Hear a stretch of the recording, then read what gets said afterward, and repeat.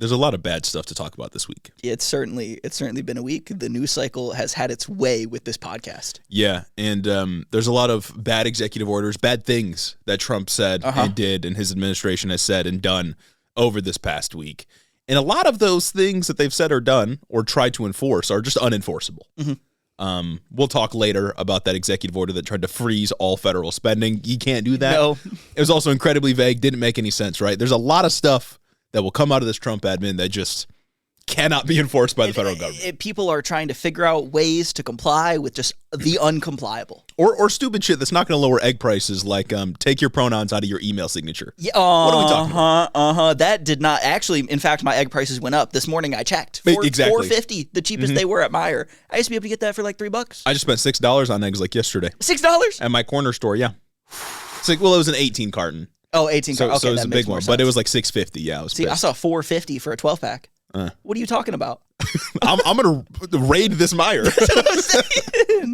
I think that's how I think a lot of America feels. But before we get into all of the stuff, the crazy stuff that happened this week, I do want to mention one executive order that I think goes stupid or goes crazy if you're stupid. Incredibly. This is one of those things that I feel like Elon Musk might have written himself based on how this is worded. So I'm just going to read you a tweet, a breaking news tweet from @America, which is Elon Musk's political action committee, by the way. Oh, God. It's just @America on Twitter with a check badge, which feels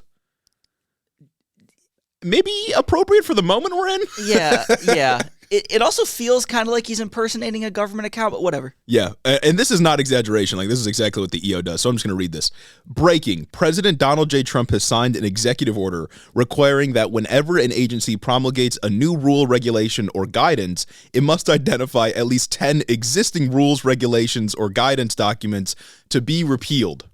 A toddler wrote this. Like, this is candy for the stupidest fucking libertarian that you know. Like, what do you mean? It's just completely arbitrary? Take away 10 rules if you issue a new one? This goes crazy if you're stupid. And it's like, I feel like this perfectly just kind of exemplifies what almost every executive order that Trump has put out is. And that's something that they just do for the aesthetics flatly, and they have not thought in any way about the consequences of this. What happens when some agency proposes a new rule, and then the 10 rules that they cut are also proposed in the new rule? That's kind of what I was thinking. You're gonna just get to the point where eventually everything is rolled into one big fucking long PDF, and it's just gonna be one rule that has everything, and then you'll never be able to make a new rule. Like, this executive order makes it clearer than I think any of the others that their goal here is just to completely dismantle the federal government. Yes. Like, what do you mean you issue one new rule and 10 others gotta go? Like, this is completely enforceable, by the way. Like, Trump runs the federal government, at least the executive branch, the agencies that are issuing these rules. This is one of those things that, like, will just make the country run worse. And it's, like, perhaps the most unserious thing I think this administration has ever done. Like, ever done. It feels like they've been around for 10 years. It's been 2 weeks. Exactly. And it's like...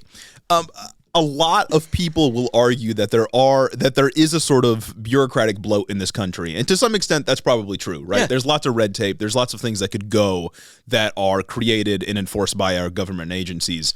But the way you do that is targeted, is with precision. You don't just do it completely arbitrarily saying you got to get rid of 10 rules every time you issue a new one. That doesn't get rid of the bad rules. That just gets rid of all the rules. Like, you're not targeting the ones that are slowing the country down or making the country inefficient. You're just taking away rules that probably protect people's drinking water. It doesn't make sense. Yeah. It doesn't, man. It's so stupid. Yeah. Or agencies just won't issue new rules. And that's probably also an outcome that people like Elon Musk are cool with. Yeah. Because that means that agencies aren't doing anything to regulate him and his friends, of course. But all around, just a bad thing and just a real baby brain move. Dumbass shit like this should not be legal. That's what I'm saying. Like, I did not anticipate how stupid this version of fascism would be. It's like an Onion article. Yeah. It really is, man. Yeah. Oh.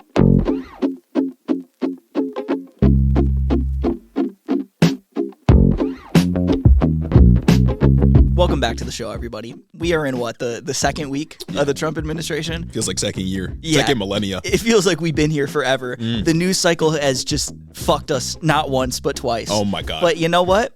we're still here every Sunday, never missed a week, and we will still be here to keep covering it. So welcome back to Head in the Office. Exactly. Like between Sunday and Monday, we had the worst aviation disaster since 9/11 in this country.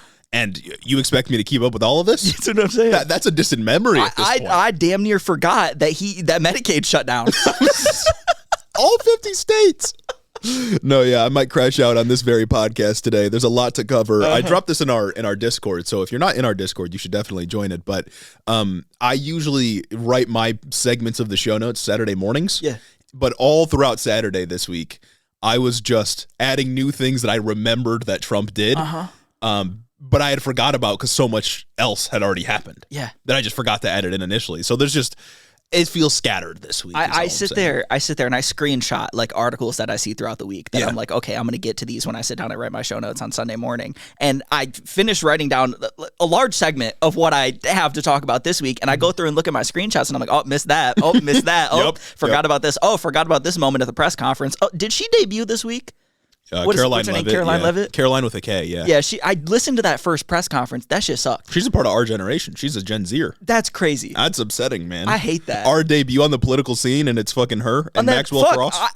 Until this moment, I forgot that they did the shit with podcasters. They're like, oh, if you're a podcaster, apply for a press pass. Yeah. This is unserious. What are we doing? Oh, my goodness, man.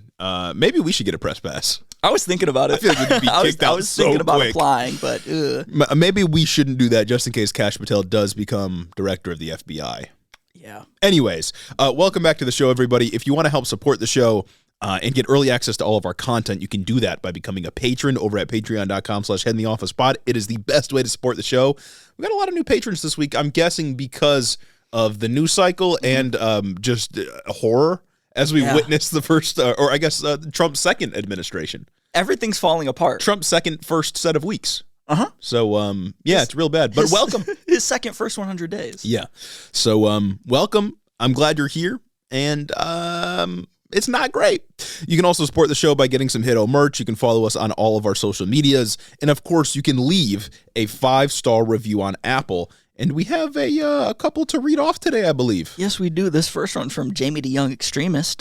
Thank the gods. I've been listening for about 2 years now when my trans brother sent me a link to the pod. Shout out Nick. Yes, shout out Nick. This #1 geopolitical podcast is a must to integrate into your weekly schedule. 2 handsome white boys with phenomenal knowledge and the best takes. You guys have helped me combat my far-right coworkers and my far-right family, so you should join the Patreon as I did on election night. Oof. That's, wow. To keep up with the awful discourse surrounding our country these next 4 years. Also, I condemn Hamas and all political violence. And, Me as well.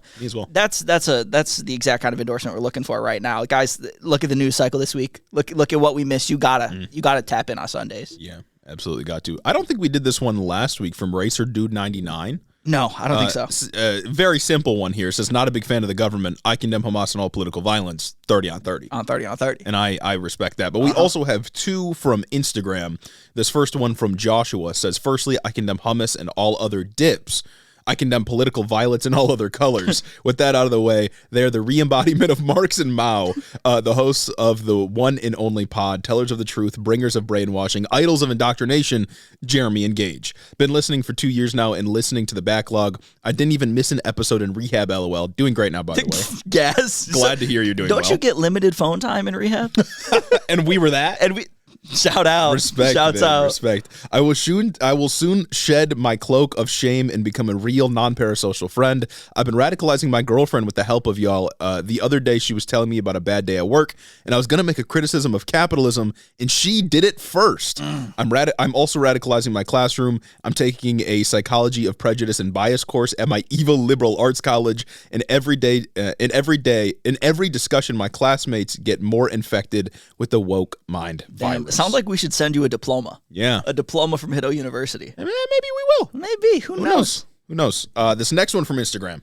Riley, yeah. she said, or he said, they said, I'd like to start by noting that I condemn Hamas and all political violence, and as a gamer, also condemn the fake gamer Elon Musk. Ever since Candace Owens failed to deploy the troops to Australia during COVID, my country has devolved into a Marxist hellscape where my internet access has been restricted to being fed radical leftist propaganda from my two best parasocial buddies at Hiddo. It's been a breath of fresh air to witness the statistical outlier that is two quirked up white boys with a podcast mic managing not to be racist. Easy. I am currently a Thursday weenie because of the time zones, but will soon be becoming a Monday supremacist so I can get a prestigious Hiddo University degree to acquire a H-1B visa and steal jobs from hardworking blue-collar Americans. 5 stars. Love you both parasocially, and we love you as well. Thank you so much. Love you as well, and we await your arrival with the H-1B program. Well, we often get comments along the lines of like, "Oh wow, 2 white boys that aren't racist," and I'll just say, light work, no reaction. I can do this blindfolded. It's whatever. Easily. I could be not racist like the back of my head. You know? I can do it easily. It's not hard at all. Let's get into the news coverage here. We got to talk about the 2 or maybe more aviation disasters that happened over this past week. Yeah. I also saw there was, I think, one in, now I'm forgetting where it was, but I think it was on the tarmac. No, I got some stuff on Philadelphia in here. There was something else, like as a plane was taxiing. Oh, really? Ran into something. I don't know. You get rid of DEI and look what happens to the airline industry. Exactly. You know what I'm saying?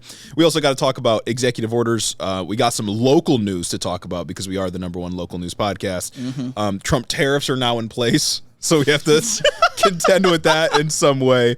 But first, I think we should start off talking about these plane crashes that happened, because that was at one point the biggest news.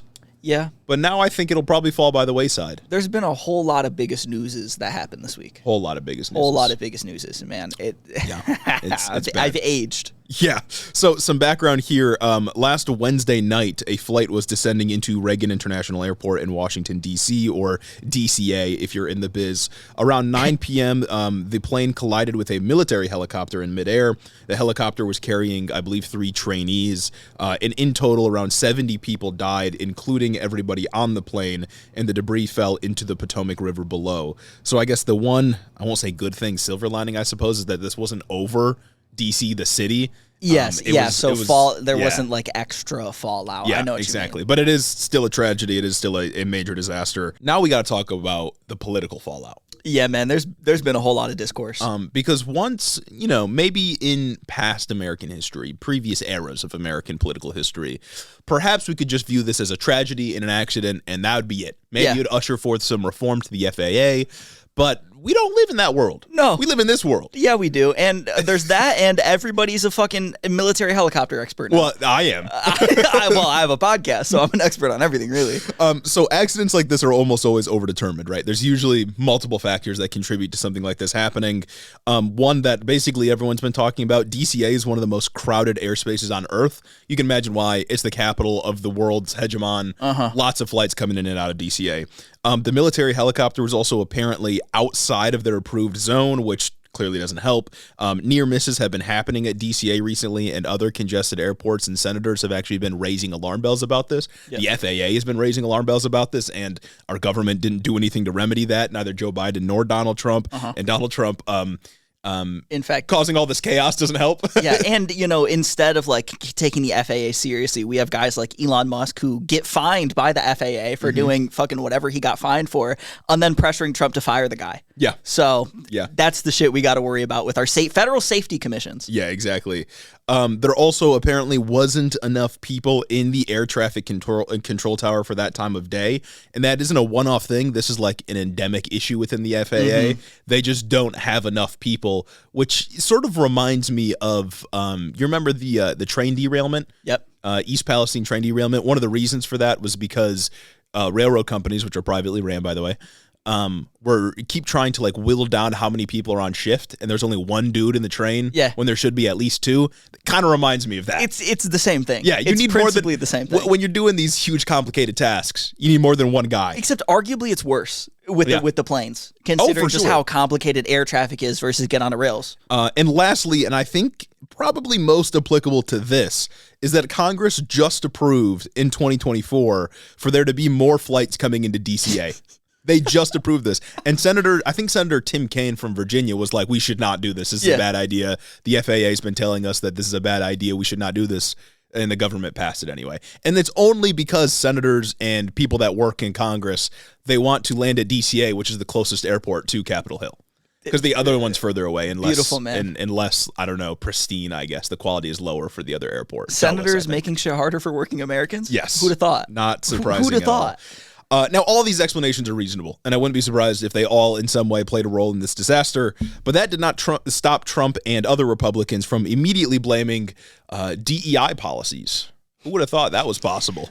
I guess in hindsight, I should have expected it, but like, usually when they throw DEI out there, like there's some it's semi-plausible deniability that they have or something like that. But they just ask, like, what do you think about the crash? And he goes, I don't know. There's been a lot of DEI going on. And usually it's not Trump doing it. Exactly, yeah. Like, I expect this stuff from J.D. Vance, and that's who we got it from initially. J.D. Vance got out there and was like, yeah, it's because of DEI and the FAA. But, like, where's the connection? I don't know. There's not. It wasn't even like a black pilot. It wasn't even like wasn't it all white guys? I don't think we know the identities of the people either in air traffic control or flying the plane. I think the helicopter, at least they weren't racial minorities. There might have been a woman and a guy, but like, it doesn't matter. It's not DEI. Like it's either way in the military helicopter. Those are military people. Yeah. Trump's the commander in chief. Yeah. Like any training that they're doing under his watch is on him and the generals that work for him. You know what I mean? And I don't even mean that. Buck stops here. I don't mean that cynically. Like he's the commander in chief. He runs the military. And that's not to say that everything that goes wrong certainly on like a lower rung level of the military is necessarily on Donald Trump himself or on any given president. But like, you can't blame DEI in that case. It's the fucking military, dog. My mind is just thrown for a loop when I heard that at the press conference. Yeah. I can't even remember what the reporter asked exactly, but he just goes, could have been DEI. Well, the reporter was like, how did you get to blaming DEI? Like, if we know that air traffic control might have been understaffed, if we know that maybe the military helicopter did something wrong, how are you blaming DEI? And Trump's like, well, I have common sense. It's like, brother, that's the opposite. That's not common sense. I would not have thought of that in a million years. Brother, actually, you're reaching hard. Now, the fundamental argument that people like Trump are making, and I hesitate to take this very seriously, but I figure we can break it down before getting into like what it actually means. It's worth clowning. On a political level, yeah. So the fundamental argument is that the FAA has reduced standards to prioritize a diverse workforce, which caused the plane to crash over D.C., and as we'll talk about in a bit, the plane to crash into Philadelphia.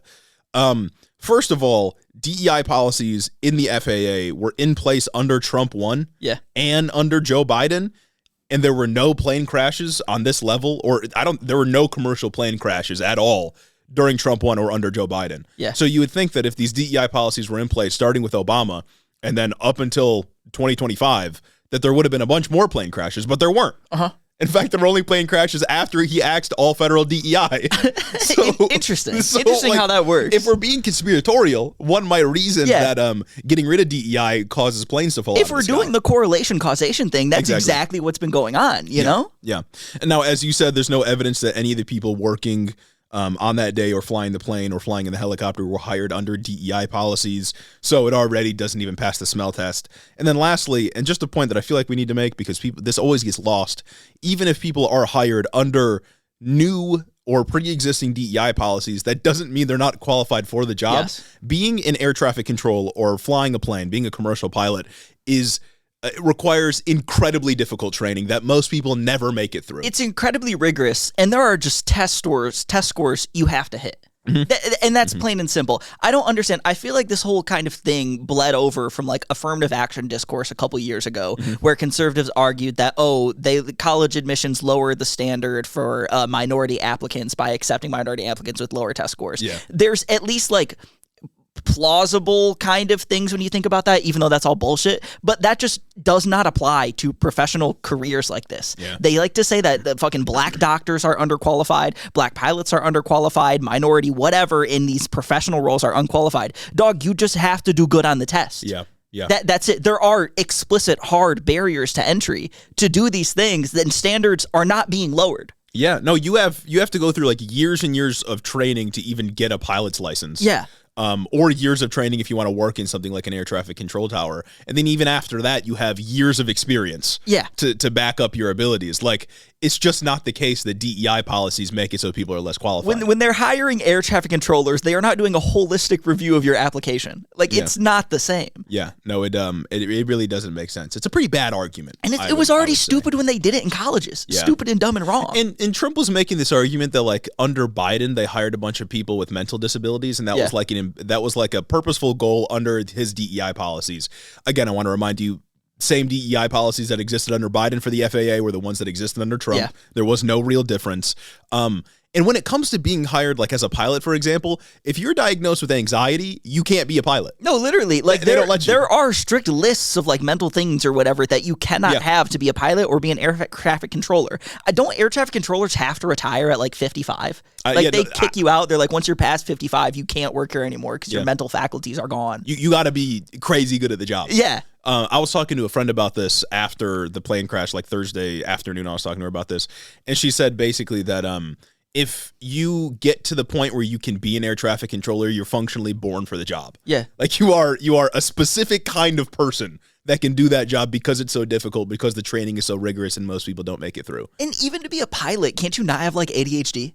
Like, can't you not have an ADHD diagnosis? Exactly. Like, there are strict and rigorous requirements you have to meet. Standards are not and have never been lowered for anybody to get into these positions. Yeah, exactly.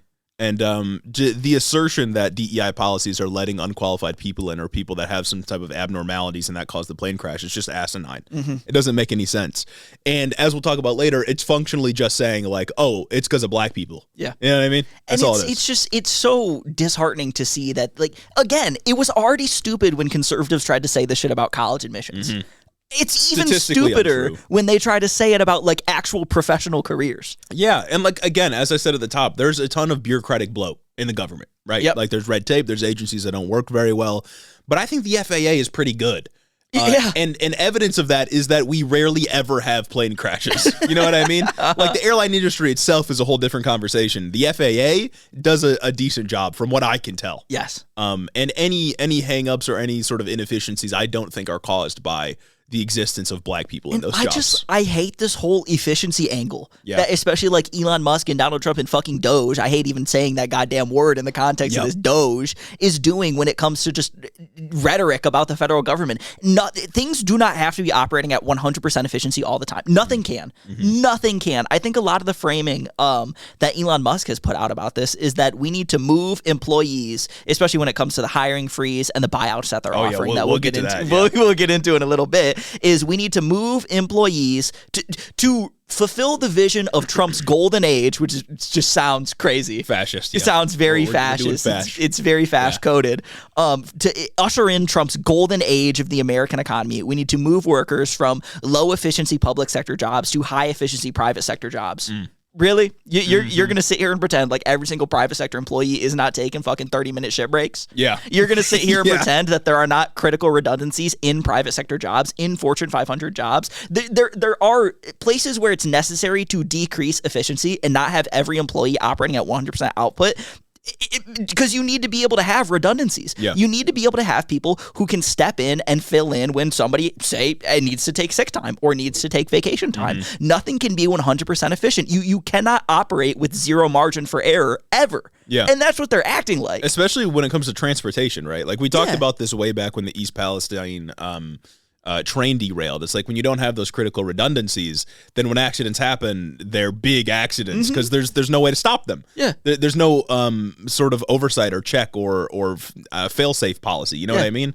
And that seems to be what's happening here. I mean, the FAA for a long time, aviation workers generally, they haven't legally been allowed to strike since Ronald Reagan. Yep. And over time, the administrative state has been whittled down more and more by Republicans and neoliberals that want to make it easier for companies to get away with crazy shit like Boeing does. You know what I mean? And it's like, even look at pilots too. When we're having this discussion about like efficiency with like workers, right? Pilots on like 12 to 15-hour flights, on long flights, there are 2 pilots flying, and then there are reserve pilots just sitting there just fucking paid to play on their phones while they wait to relieve the other guys. Or even just in a regular like long haul, like 8-hour flight, there's always 2 pilots there to make sure that one can step in case the other can't. Even if they're both sitting in the cockpit, they're not both working the entire time. And it'd be more efficient to have one of them flying a different plane. Yeah. It would be more efficient to have one pilot who's perfectly fucking healthy for all you can imagine, who can, by reasonable estimations, you think can make it through that flight. Yeah. But that is dramatically more unsafe than just paying the other guy to play on a phone. Sometimes you got to pay people to play on a phone, man. Yeah, and it's inefficient, but it's effective, just in case. You never know. Yeah. So not great. Not great at all. Not great arguments. But I will say the only evidence that the FAA has lowered standards, and this is the only thing I've seen conservatives cite this past week, is an ongoing lawsuit from 2015 that alleges around 1,000 applicants were denied from jobs within the FAA because they're white. That is the allegation. Okay. This is a lawsuit that's still playing out, by the way. There hasn't been a decision just yet. I think a decision is actually coming this year for it.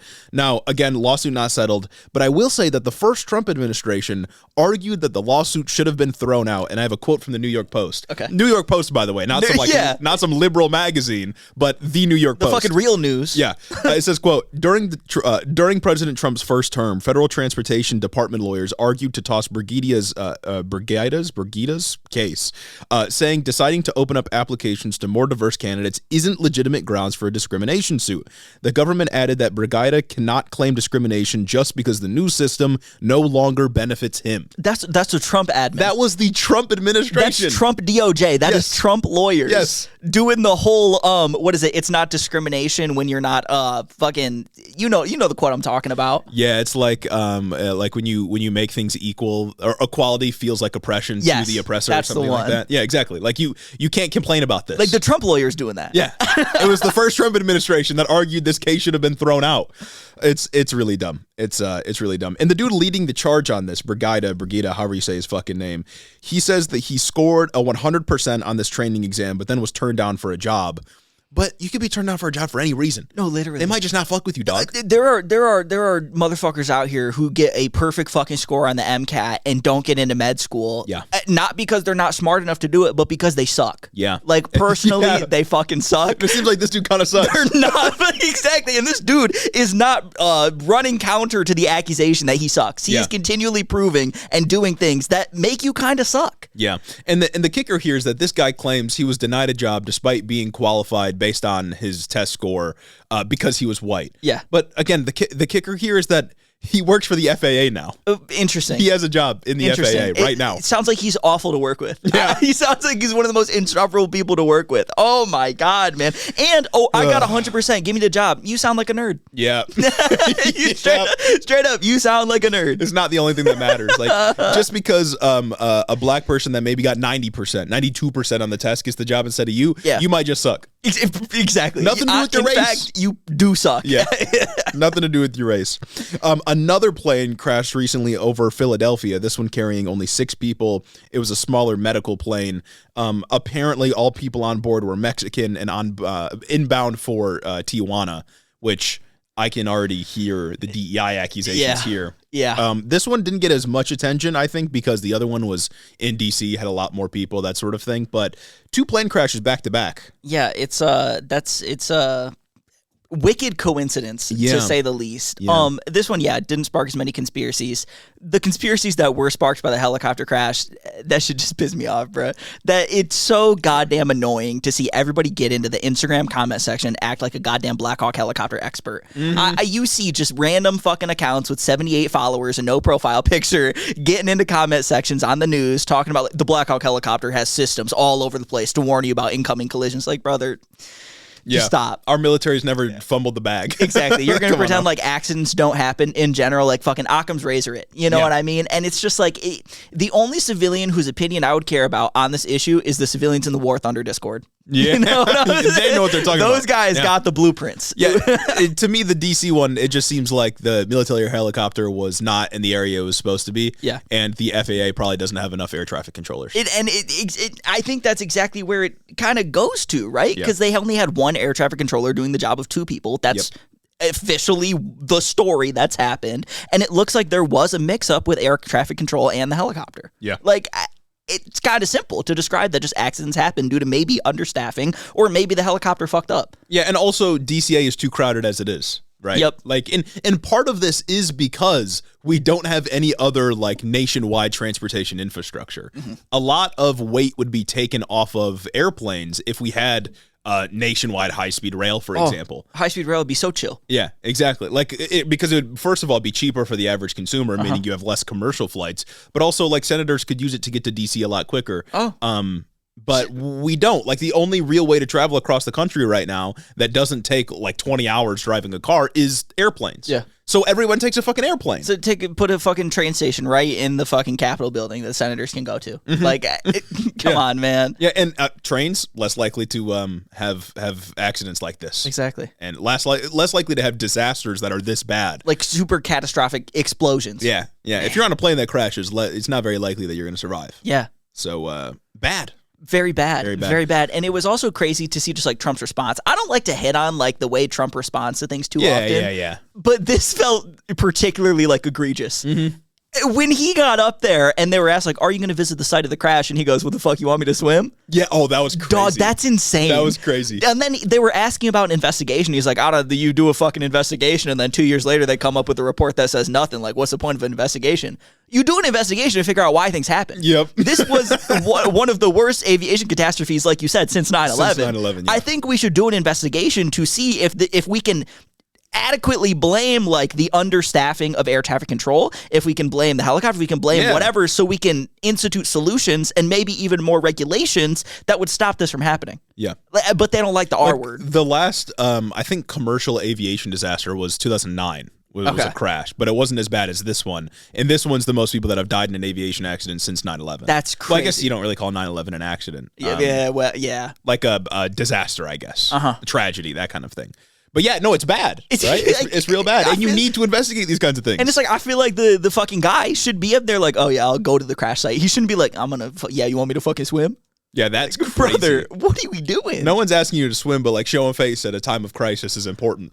You're the figurehead of the country. Especially if that was fucking Biden up there. Not to do the fucking liberal thing, but like if that Biden got fucking put on a stake for much less. Oh yeah. Much less. If it was Biden in office, or God forbid Kamala Harris in office right now, they would be saying all the same stuff that it's DEI's fault, but it would also be the president's fault. But in this case, it's not Trump, because he couldn't have done anything wrong. Yeah. Of course not. No, my baby boy. But I want to get to the more like real politic of this, because we just went through how it's illogical and irrational to blame DEI for this accident. And there's much more sort of grounded, rational answers to what happened here. But of course, fascism isn't rational. No. And we can't expect them to be internally or externally consistent.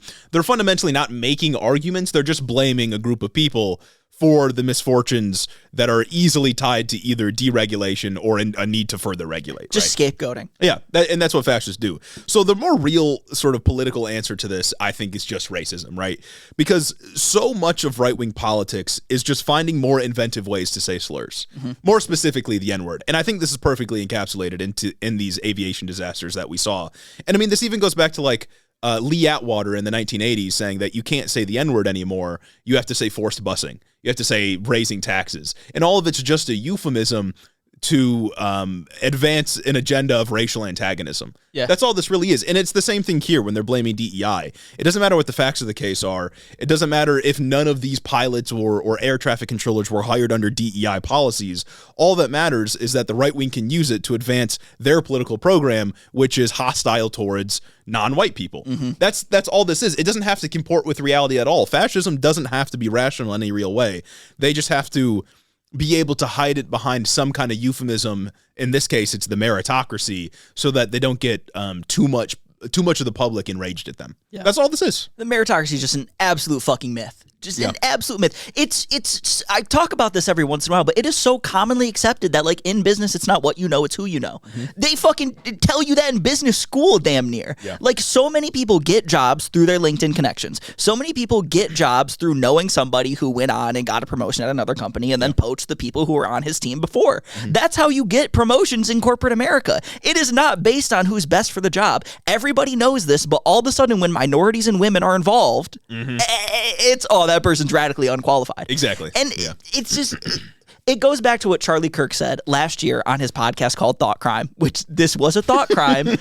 when he said, who would you rather have as a pilot when you walk on a plane? This was after, I think, the Boeing flight had like a part fall off. The door, fell off, or a panel fell off mid-flight or some shit. And it was because of a lack of regulation.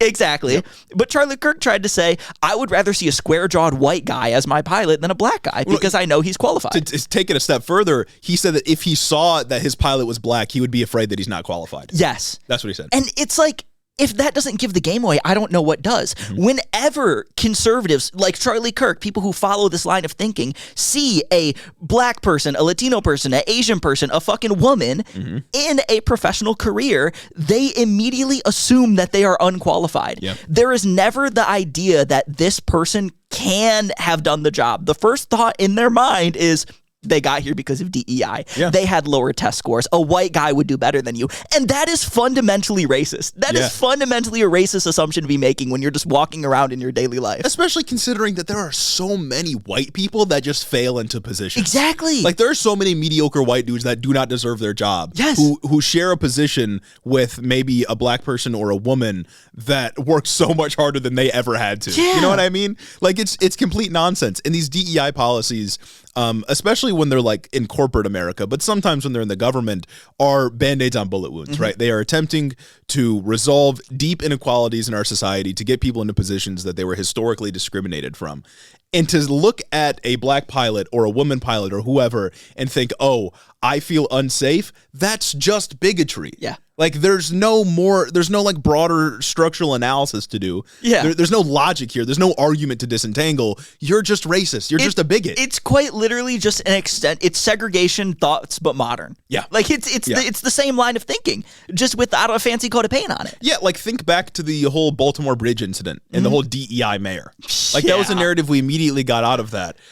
It's just racism. Like, it's not very complex. They just don't want black people or minorities in general represented in workspaces they think should be reserved for white people. Yeah. Like, women, black people, people of color generally, they should be doing the menial labor while the white people get the high-paying jobs, the professional jobs. Like, that's all it is. It's just racism. It is. And we have the president of the United States and the fucking vice president of the United States getting up here and saying, effectively, black people can't do these jobs. Yeah. Or minorities can't do these jobs. Yeah. Like, it's right there in front of your face, man. It with the DEI mayor thing, it's like he was just calling him the N-word. Yes, you know, like you couldn't get any more like separated from it.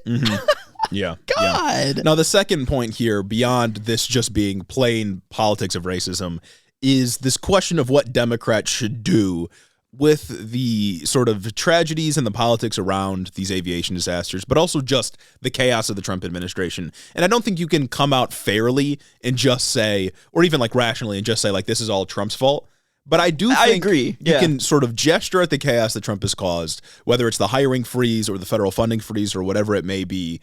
You don't have to do conspiracism, but you can say, look at all this chaos under Donald Trump. These are both tragedies that Donald Trump is failing to address, and then make an argument for what we actually need to do to ensure these things don't happen again, whether it's investment in the FAA or hiring more people or making more opportunities available to work in the FAA, or things like investment in other transportation infrastructure. Yes. I think that's what the left should be doing here.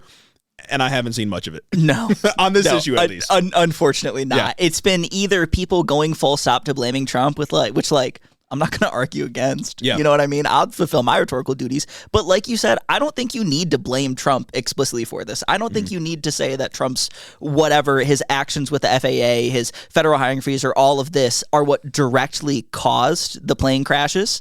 But I think you can use this as a moment to highlight how things like that are going to have a higher likelihood of happening because of what he's done to federal regulations, right? Yeah. Like, it's a pretty wonderful opportunity to call out what he's done to the FAA, which would have flown under the radar should this have not happened, right? Like, the longer Trump's federal hiring freeze goes on, the more likely these aviation disasters or disasters in other industries are to happen. Yeah, and I did hear that the federal hiring freeze didn't apply to air traffic controllers specifically. I heard that too, but I don't think that information came out until after the plane crash happened. Well, that's what I'm saying is, like, there's so much confusion and like smoke screen going on that agencies don't know what to do. Yeah. And that's part of the reason that accidents like this might happen. Not necessarily because Trump is specifically saying saying fire everyone in the FAA, but because he's making it so difficult for agencies to do anything right now. Yes. And it's like when it comes to like the federal hiring freeze, like after the fact, I had seen ABC News start reporting the federal hiring freeze and the buyouts that he offered to all federal employees. Oh, that shit's crazy, by the way. Fucking insane. Yeah. We'll get into it in a little bit.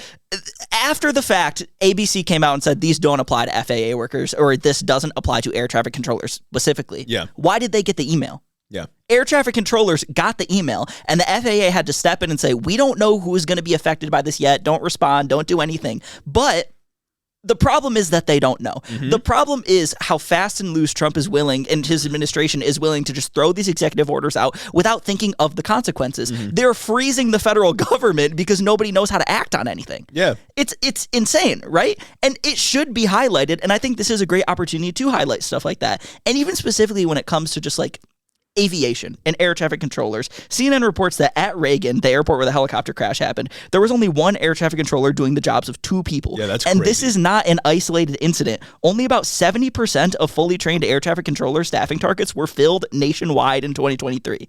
That means that the New York Times reported broadly 285 of the 313 air traffic control facilities in the country are understaffed. That's 91% of air traffic control air traffic control towers in the nation. And this is a country that runs on air travel. Yes. Like, again, there are people that drive to travel, of course, but the only other real option for a lot of people when traveling state to state is flying. Like, that's crazy. It is. It's absolutely insane. And again, like Trump's federal hiring freeze was already deeply unserious, right? Yeah. We don't know exactly how it's applying to the FAA because nothing is fucking clear. But the longer it does, or the longer things are unclear, the more things like this have a chance to happen. And I think these incidents, as tragic as they are, do give us the necessary microscope to examine what possible consequences of hiring freeze and buyouts and just this overall war on the federal bureaucracy, as Project 2025 puts it, can be. Because it's not just aviation, it's the fucking CDC. Right now, there is an outbreak of tuberculosis, I think the largest that America has ever seen, and there is also the bird flu outbreak. And the CDC is not allowed to communicate with anyone outside of the CDC. Yeah. The CDC is not allowed to communicate with people or any other public health agency. And we just backed out of the WHO, of course. Yeah, we just backed out of the World Health Organization. Elon Musk himself just pressured one of like the major guys in the Treasury to step down. Doge now has access to Treasury Department documents. Yeah. Doge, a non-governmental organization, is now going through all of the Treasury Department's transactions. And Treasury is what pays out. Yeah. The Treasury is what pays Social Security, Medicare, all that stuff. He should not be able to do that. Like, this is all fucking insane, right? Like, it's ridiculous also, what he's doing. On top of that, Republicans have been, at first subtly, and now maybe going to be more explicit, but have been over time trying to privatize air traffic control. Yeah. Like, this has been a mission from at least some Republicans for a while. People in the FAA are aware of this, right? Like, when you work in a certain industry, you are aware of, like, the political realities of that industry. These workers aren't ignorant to it. They know their jobs are sort of like up in the air right now. And then with all the crazy stuff Trump is doing, they don't know what to think. Exactly. Like these buyouts that were sent to air traffic controllers. Air traffic controllers did not know before the crash happened that they may not have been subject to this. Yeah. Like, I need to emphasize that when you see reporting coming out now talking about how, oh no, you don't need to worry about this because air traffic controllers don't know. Yeah. Because the point of doing things like this is to freeze the government by making things impossible to comply with. But speaking to the government employee buyout, it's insane. Trump sent out an employee, or Trump or the Office of Management or whatever, somebody in the Trump admin sent out an email to every single federal employee saying, we'll offer to pay you, it's like a deferred resignation. We'll offer to pay you until September and you can just work until then and then you're fired. You just need to resign. Yeah. Why? Like, why? It's also unclear whether or not Trump can even do that. Well, they're trying to get rid of everybody so they can replace them with loyalists. Like, that's the goal. It's crazy. It's crazy. They just want to explicitly reduce the size of federal government into nothing. Which would result in disasters like this more often because you need federal agencies. You need a centralized agency, especially for like transportation stuff, to control and coordinate how this type of stuff happens. Yes. And when you have deregulation or austerity or budget cuts or not enough people in those positions already, this type of shit's going to cause more disasters. And that can be attributed to Trump in these aviation disasters. Like, it might not be the case that Trump came in and fired a bunch of people in the FAA, but he's causing incredible confusion, which leads to stuff like this. And again, I cannot stress enough how this is not just air traffic. This is not just airplanes. This is public health in the CDC. This is fucking public health when it comes to the environmentalism, when it comes to regulations surrounding pollution and what can be thrown in the river and what can't be thrown in the river. The more federal employees like choose to resign, the more paralyzed the federal government is when it comes to implementing things that are necessary for public health. Yeah. And that is disastrous. That will cause negative effects. That will cause bad things. There's an avian flu outbreak right now. And the CDC can't communicate to the public about it. Or other countries, Because Trump said no. Yeah. He said we're just going to not let the CDC or any public health body communicate right now. And there was just news like recently that there was an outbreak in Ohio among, I think, chickens. Yeah. Like, it's happening right now. I don't want to like fearmonger about it. I don't know where this is going to go, but we don't have the best people at the helm. Is what I'm trying to say. You know what I mean? Things are just deeply unserious, right? And it's just this war on the bureaucracy. This is Project 2025. Like this is the goal to just functionally get rid of the federal government. Yeah, and he hired a bunch of Project 2025 guys. Completely and utterly paralyze the bureaucracy. Like, it's so fucking stupid, man. Yeah. Oh, my goodness. And it's a cash grab for a lot of corporations who will seize the moment while they're not being regulated or while they're not being looked at or while they have the sort of power to skirt regulations because the regulators are dealing with putting out fires elsewhere. This is a huge power grab for them. Yeah. And that's partially what it's designed to be. Man. It's not fun out here. No, it's not fun out here. If you're a federal employee, making eggs cheaper. If you're a federal employee, maybe don't take the buyout. I don't know. We don't. The issue with the buyout is right now we don't even know if it's legal. We don't even know if Trump has the authority to authorize the funds to actually buy you out of your position, to actually do the severance or whatever that he's trying to do. It's not going to matter if Elon Musk got his hands on the fucking federal dollars. Exactly. What, $7 trillion we spend every year? And just like keep in mind, Trump is known to not pay out. That's true. Trump is very much known to not pay out to the venues for his campaign, to debts he has to banks, and, you know...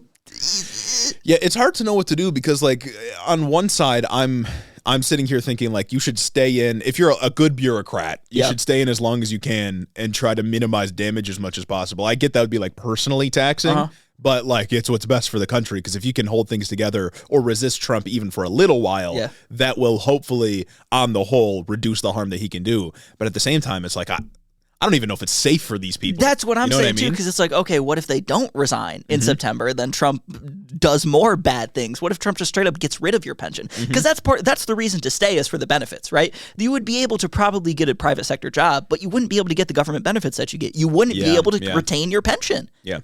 Like, that's nuts. And I feel like the Democrats should be talking about how Trump wants to take pensions away. And it's like, I know we're only, what's today, February 2nd, so we're, 13 days in as of today. But like, for people that are high ranking, like that Treasury official that Elon Musk pressured out, I mean, that is, obviously it's not violent, but it's a sort of aggressive move to get the people that disagree with you out of your way. I mean, we're going to have 4 years of this. What if at one point we have a sort of Night of Long Knives situation and it's like, where the top ranking people that are resisting Trump just disappear? He is literally just choosing to make every federal workforce a hostile work environment. And they said that. They said they want to make it as difficult as possible to work for the federal government right now. Insane. Yeah. This should not be taken well, it should be taken seriously, but this shouldn't have even been an option. This shouldn't have even been on the table. Yeah. Man, oh my goodness. This is making my eggs cheaper. It's not. In fact, my eggs are getting much more expensive. Yeah, yeah. So anything else on these on this aviation issue? I think that's it. I think a hiring freeze should go away, and we should not be making the federal workplaces more hard to work for. Yeah. Yeah, I'm gonna have to agree with that one. Yeah, man. Whew. Bask in the glorious light of Hito merchandise. Absolutely. We have so much on offer that you can find right now at headintheoffice.com. We got stickers, we got shirts, we got hoodies, we got hats, we got everything you could possibly imagine, and it's divine, folks. It's beautiful. And it's one of the best ways you can support the show. So go and get some merch, bathe in the glory of the radiant Hito light, and support the show. Support the show. We've got a variety of different colors. We've got blacks, we've got grays, and we've got green like money, most importantly. We love money here on this podcast. So head over to headintheoffice.com, support the show, and get yourself some merch. I think that's a nice segue then into some of these executive orders. Okay. These executive actions that we got in this past week. And there's a lot, even some stuff between Sunday and Wednesday, as we mentioned. So on Monday, there was a very confusing few days where Trump's administration tried to freeze all federal spending through a memo issued from the Office of Management and Budget. Now, this memo required all agencies to basically do a total review of their organization and in that period not spend any money. And this was incredibly confusing. It was like a 2-page document and it was confusing because like we got people that need shit on a monthly basis. What do you mean we can't spend any money? Yeah, and the Trump administration, especially Caroline Leavitt, the press secretary, came out and tried to walk a lot of this back, but I want to read specifically the language of the memo. And dear listener, you can tell me if you think this means that some of the more critical functions like Medicaid and Medicare are still allowed to pay out. Like, you can tell me if that's what this means. So it says, quote, "In the interim, to the extent permissible under applicable law, federal agencies must temporarily pause all activities related to obligation or disbursement of all federal financial assistance and other relevant agency activities that may be implicated by the executive orders, including but not limited to financial assistance for foreign aid, non-governmental organizations, DEI, woke gender ideology, and the Green New Deal." Nice. That Green New Deal, not a thing. Not a thing. Famously, not a thing that Never even passed. I don't even think it made it to committee. No. Like, It was introduced. Yep. It never passed. Not a thing. Yeah. Man. And I just gotta like love how the messaging there at the end, right? Woke gender ideology. Yep, that should never be in an official. Those words. It's just string of words that they made up. Yeah. And I think it's perfectly example. Like Caroline Leavitt kept saying in her press conference, like Green New Deal social engineering. That's mean? not. What are you talking about? That's faker than the fake bill that never even made it. The Green New Deal never passed. It's not a fucking thing. What are you talking about? What is Green New Deal social engineering? Let's just back up a minute, man. They're so stupid. These people are so stupid. They're talking all this about DEI. Like, what did she do to earn this fucking job? Whole administration goes hard if you're dumb. Yeah. And oh my God, not even to talk about just like that, episode kind of themed around Republicans being racist with the DEI accusations for the plane crash and everything. Man, the amount of posts that I saw this week that just put up a picture of what's her name? Karine Jean-Pierre, and Caroline Leavitt, and just had 2 pictures of them next to each other and said, "Wow, what an upgrade!" Yep. It's like, I know what you're talking about, buddy. You're just saying black woman bad. I know what you're talking about here. So that was interesting to see this week. Very expected, though. Yeah. Unfortunately, this whole administration is just DEI for mediocre white people. Yeah. Like, that's what this is. This is like. These people are remarkably stupid. Has she even been like a part of the press before? I don't even know who she is. She's just some Gen Zer. Exactly. But so dumb. Legitimately stupid people. I don't know what's going on. And if Trump's history as a president is any indication, she won't be in that job for very long. Most of these people won't. How long was Kayleigh McEnany?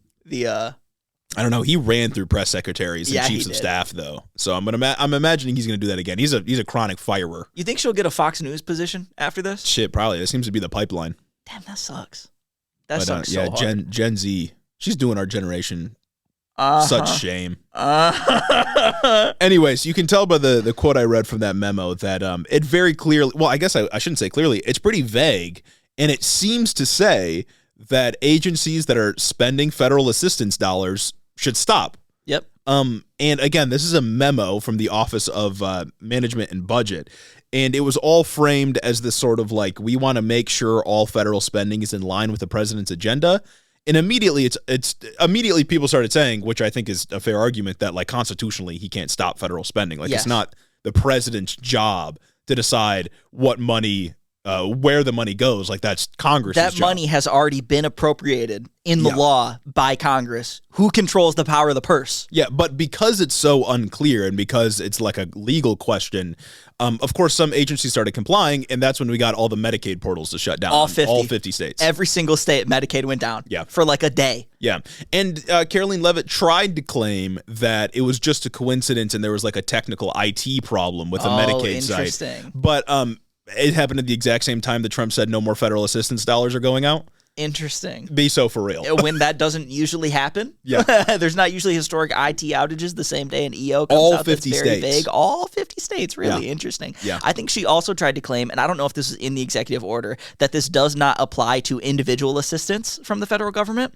But like, what individual assistance isn't dispersed through an organization? All of it is. Exactly. It's either through like a nonprofit or some like private public partnership nonsense, or it's through the states. Because like like reporting came out about this that's like, oh, FAFSA was frozen now. Yeah, like of course you don't it get is, right? FAFSA because FAFSA isn't really paid out directly to you. It kind of goes through your institution, your university. And if all federal funding spending is paused, what do they do? Yeah. Your federal student loan dollars are either just sent directly to your university, so it's not individual assistance, or if we're talking about paying your loan back, you usually pay that to a different organization that services and manages your debt. Yeah. Like my student debt, I owe to like some other group that's like federal student aid, something. I owe mine to like ED Financial or something like that. Right, exactly. That's what I'm saying is like the federal government doesn't manage a lot of this stuff. They do it through subsidiaries or other organizations that they contract to do it. So, yeah, if this would stay in place, and I'd imagine they're going to try something like this again, it's going to mean you can't get your student loans, which is crazy because it's like the opposite of Biden's plan. The complete opposite. We're not going to cancel debt. We're not even going to allow you to take out loans. I guess we're ending debt in one way, in the evil way. Yeah. They're just coming up with evil ways to do all the good things we tried to do these last couple of years. Yeah. It's crazy, man. I will say another note on this memo is that apparently it wasn't vetted by senior Trump officials, which is very funny because every GOP senator and House member immediately fell in line. So I would imagine that like congressional Republicans have no idea what Trump is doing. Yeah. They're so cucked. And if anything speaks to what we've been saying all episode about these EOs just being rushed out without a care for the consequences, this has got to be it. And I can't remember. Do you know who the chief of staff is? I can't even remember her name. Oh no. She was a corporate lobbyist, but it's clear she does not have a lid on any of this. This is one of the leakiest administrations of all time already. And this is just flying out the door. Every fucking article I read, there's always a senior Trump official who spoke on the condition of anonymity said. Yeah. Man. No, we're getting all kinds of leaks. I also saw in that email blast they sent out about like, we'll pay you to leave your job. Yep. Apparently that leaked the list of emails within the federal government. Oh. And so basically a bunch of like scammers and fishers and stuff like that just got the email list for all the federal employees and started sending shit, including Ken Klippenstein, who sent his newsletter. He's like, subscribe to my Substack. That's gas. Very funny. That's actually cool, man. Gotta respect the grind. What an awful week. That was genuinely like panicky too. Oh yeah. Because it's like, what do you mean you're shutting down all federal money? Yeah, you can't do that. A lot of things run on federal money. There are hospitals that run on federal money. Yeah. Like, and it's absolutely them testing the waters too. Yes. Like if it's not just total and utter incompetence, it is them testing the waters to see what they can and cannot get away with. And they've already kind of started to figure it out. I even lean away from calling this incompetence because I think that explains part of it. That certainly like the memo leak, like there clearly isn't a chain of command within the sort of executive office right now. People are just doing shit. It looks like people, the Project 2025 guys that Trump hired, are just putting executive orders in front of him and he's signing them. Yeah, he's like, what is this? Yeah. And it's the same thing that happened when he was signing the orders on his first day about the pardoning the abortion protesters. Yeah. The guy said this is something for to free abortion pro-life protesters who were unfairly persecuted by the Biden administration for practicing their First Amendment rights. Dog, one of those ladies had fetuses in her basement. Jesus Christ. Like, wow. One of those ladies had fetuses in her basement. Yeah, no, bro doesn't know what he's doing. But I shy away from just assigning this as incompetence because I think it's part of it, but I also think a lot of this is a part of the agenda and it is maliciously evil. Yes. Like if they can take your Medicaid away from you, which I think I saw a stat last week that it was like 40% of all births that happen in this country involve Medicaid funding in some degree. Oh, wonderful. If they can take it away from you, they will, because Medicaid is for poor people, and they hate poor people. Yeah. Like, they just want you to suffer. And I know it's hard to think of that because we don't usually think like, oh, they're just doing this because they're evil. They're just evil. And Democrats just start saying Trump's just evil and wants you to die. They want to test the waters. They want to see what they will be allowed to get away with, not only legally, but in like the public eye. Yeah. And I mean, a lot of conservatives rushed to like defend this, just like we saw with House members falling in line. Like it's insane the stranglehold this guy has on y'all. Yep, they rushed to defend it, and then eventually they walked it back. They issued a memo rescinding the first memo, and a judge formally put a block on it before that. So this isn't into effect. But like you said, they're testing the waters. They will try something like this again. They're going to do as much as possible as long as they don't get too much public pushback. And if there's ever a thing to push back on, it's certainly this, because that's atrocious. Very bad. Wouldn't that also shut down FEMA? It would shut down a lot of stuff. I don't know. Like, FEMA doesn't go to individuals. FEMA is just like federal spending. Yeah. It's an organization that spends government dollars. Well, they said like every agency's got to stop. Man, so deeply unserious. Continuing on to immigration, ICE raids have continued, and the fascist imagery and posts that we've been getting have, of course, continued. But the newest development, I've got two developments here, even more insane. Even more insane on the immigration issue. We covered this a lot last week, but getting significantly worse. Seemingly overnight. So Trump has announced he wants to use Guantanamo Bay to detain 30,000 undocumented immigrants. Gitmo, of course, the naval base on Cuba, became infamous for torturing people. Yep.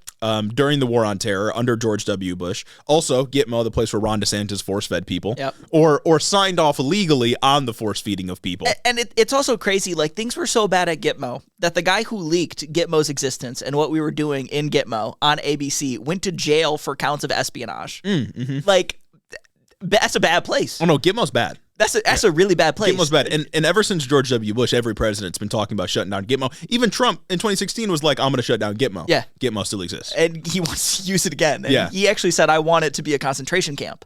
Well, yeah, and that's the point I was going to get to, is this is functionally going to be a concentration camp, right? Like, right now, ever since the War on Terror, there have been less and less people held at Gitmo. Yeah. And if you don't know, of course, there was torture there, but generally it was considered a law-free zone, like a place where presidents can put people and they can do whatever they want because there's no rule of law on this place. It's not on American territory. It's just we get to do whatever we want on this naval base. And I think it's like, because it's not on American territory or something, it's not subject to like the Geneva Convention and shit, which already fucked when you're putting things in place to not be subject to war laws. But and the people we're torturing aren't American citizens with the rights of American citizens. Yes, so and we I can get think away with a the lot. Geneva Convention like makes exceptions for unlawful warfighters or something, which they're going to say is everybody. And I wouldn't be surprised if they're classifying undocumented immigrants as unlawful warfighters with the way they've tried to frame illegal immigrants as an invasion under the Alien Enemies Act, which requires there to be a war, but whatever. Yeah. Well, I mean, and it took years when Gitmo first opened before any of them had any kind of due process.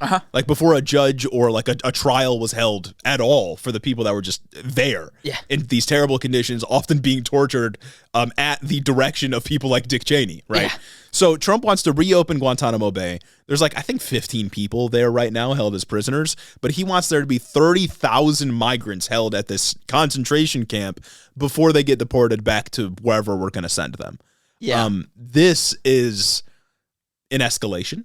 Quite. And I think, like you said on the last topic, testing the waters to see how far he can push this concentration camp thing. Because this isn't on American soil. It's going to be away from American reporters, and it'll be the first attempt to put people in a camp like this. Yeah, AOC can't like come to this and like do a tour with reporters. Yeah. This is like it's a military base. Classified. Yeah. People won't know what's going on here. And that's dangerous. This is just one of the most awful things bro could propose in the public. And Trump has hid this behind like, oh, we're only going to send the most violent illegal immigrants there for detention before we deport them. And that might even be true at first. Yeah. But he's talked about 20 million undocumented immigrants living in this country that got to go. We know that the 20 million number isn't correct, but even if we stick with 11 million, which is what we know empirically, very few of them out of that whole number are violent criminals. The rest of them that go there, after maybe some violent criminals are put there, will be people that did not do anything violent, and their only crime might have been coming into this country without documentation. And that's the framing that this administration is taking. Yeah. I think when Carolyn Leavitt was asked about whether or not Trump was like focusing explicitly on only going for people who have been convicted of like hard violent felonies, she said, well, actually everyone who's come across the border is illegal because they committed a crime. Exactly, so, yeah. There you go. Yeah, you're defining your way into being able to put everyone in a concentration camp. Yeah. That's what it is. That's a bad precedent to set. Yes. That's bad. I don't quite like that. Especially because most undocumented immigrants are here illegally only on the basis that they overstayed a visa. Yes. And if you got a visa, you were qualified to be here. Yes. You got your papers in order. You're just here past the date where you were supposed to leave. Yeah. That's not a violent crime. It's a civil crime. That's the other thing. Civil Even penalty. Crossing the border illegally is a civil infraction. What, tantamount to a fucking speeding ticket? Yeah. You're not a felon if you get a speeding ticket. Yeah. You're not classified as a criminal if you get a speeding ticket. It's not a criminal offense. Like you can't do that. You can't treat these people like felons just for crossing the border. Yeah, and I think the worst part about this is that it's so far away from. It's not in mainland America, you know. Yeah, like we have no idea what will happen here. It's like, why Gitmo? Like, why not just build? It's Gitmo. Why not just build a facility? Like that's like Gitmo's like one of the worst places, like if not like the worst place that we know about. And it's like, I wonder if the reason he or the people around him chose it is because we know how bad it has been. Yeah. And like that's like part of the sort of narrative that he's building, that we're sending people to like one of the worst places that the U.S. has held over the last several decades. Like you know what I mean? Like it's like the logical like end of the tough on crime narrative, tough on immigration shit. It's the cruelty is the point. It's the same thing as the buzzsaw buoys in Texas. Yeah. You don't need to put buzzsaws on a buoys, dog. That is just evil for the sake of evil. You fuck with the aesthetics of evil and you want to put it in place so that you can message your evil followers and they can believe that you're being tough on crime. Yeah. When that stuff never works historically. And like, unfortunately, concentration camps aren't that expensive to build and run. You know what I mean? Yeah. So because it's not like you're treating them well. So it's like, unfortunately, yeah. If nobody pushes back against this and he just gets away with doing this and they figure, oh, well, you know, we're at capacity at Guantanamo, we got to build more facilities. And then he starts building some in mainland America. I mean, you can see how this spirals pretty quickly. We're kind of dangerously close to Japanese internment camps. Yeah. We're very dangerously close to that. And I mean, he wants to invoke the, what is it, Alien Invasion Act of 17-something? I think it's the Alien Enemies Act of 1778. That was the law that FDR used to justify Japanese internment camps in the 40s. You don't invoke that law for good. No, never. At least in the last 100 years, people have not invoked that law for good. And it'd be really sad if he got away with it. Yeah. And unfortunately, Democrats aren't doing very much to push back on this specifically. Are they doing anything to push back against immigration? I saw, so Chris Murphy is one of the Democrats that has been going a little bit harder beating the economic populism drum, which has been good. You know, he's calling for a more like openly pro-working class policy from the left wing. Okay. But one bad thing I did see him do recently was his response to like Trump's immigration actions was to say that Obama and Biden deported more people quicker. Man, I will never forgive Bill Clinton for, what is it, the IRA, the Immigrant Something Act and the Immigrant Responsibility Act. It was like one bill he passed in 96 that laid the groundwork for all this stuff. I was doing some reading this weekend. Okay, yeah. That laid the groundwork for all this stuff. I think like Bill Clinton deported 12 million immigrants. Yes. Bush deported 10. Obama deported 5. Trump then deported a little bit less. And I think Biden also deported a little bit less. Yeah. But it's like, that's just because they did, just because other people did more, doesn't mean that this is good. Mm-hmm. I would argue that was probably always bad. Reagan gave 5 million immigrants amnesty or some shit like that, didn't he? He did, yeah. That's Reagan. Yeah, and I just feel like the Democratic response can't be that Trump's being soft on crime or whatever. Yeah. Like that cannot be the narrative. The narrative has to be, and I don't get why they're not, the argument's so easy. It's right there in front of you. Trump wants to build a concentration camp at Guantanamo Bay. Trump That will be repulsive to most Americans because they'll probably remember Guantanamo, and the words concentration camp are very provocative, and it's not even like out of left field. It's what he's trying to do. Is that one like famous like torture picture of the guy with like the No, that was in the Middle East. That was in the Middle East. That wasn't from Guantanamo Bay. Horrifying. Though. Yeah, it is. That's a scary photograph. But that is an example of torture that we were doing. And I can imagine that's the type of shit we were doing at Guantanamo Bay, considering that torture was just allowed. Yeah, it was like you had to like balance on the box and get shocked or whatever. And Bush was fucking with that. Either way, like it's so easy to message that Guantanamo Bay is bad. Yeah. That's one of the easiest things to do. Even conservatives pretended to not fuck with Guantanamo Bay or didn't fuck with Guantanamo Bay. Well, they were like, Obama didn't close it. That was the argument. One of the most optically abrasive things in modern American history. It's evil. It's evil incarnate. That place is. You don't have to do actually, Trump's not even deporting as many people as Obama did. Actually, Trump's numbers are less. Yeah. that's not what we want to do. Again, like the argument should not be incompetence or that he's like being soft on immigrants or anything like that, because he certainly isn't. The argument should be that he is evil, he is malicious, and he wants to kill as many people as he can. And it's like, even within that, you can even kind of take a liberal angle to this. You can even take, I've seen reporting out here that like 50% of the detainees that Trump has gotten so far don't have criminal convictions. Outside of crossing the border illegally, they're not violent offenders. You can message with that and still be in your shitty fucking stupid liberal framework. You don't even have to do the thing. Is like, you can just talk about how this is just insane amounts of overreach. How he is just doing these things to be evil for the aesthetics of being tough on crime. You don't have to say, oh, but we're going to be tough on crime. We're going to be the ones that do it. Just say that what Trump is doing is bad. Just say that Trump is going to put innocent people in concentration camps, and he has already started doing it, and he's already trying to lie to you to get you to manufacture consent. Of course, the problem is that the Democrats sort of dug their own hole here on immigration, having manufactured consent alongside Republicans for the last few years.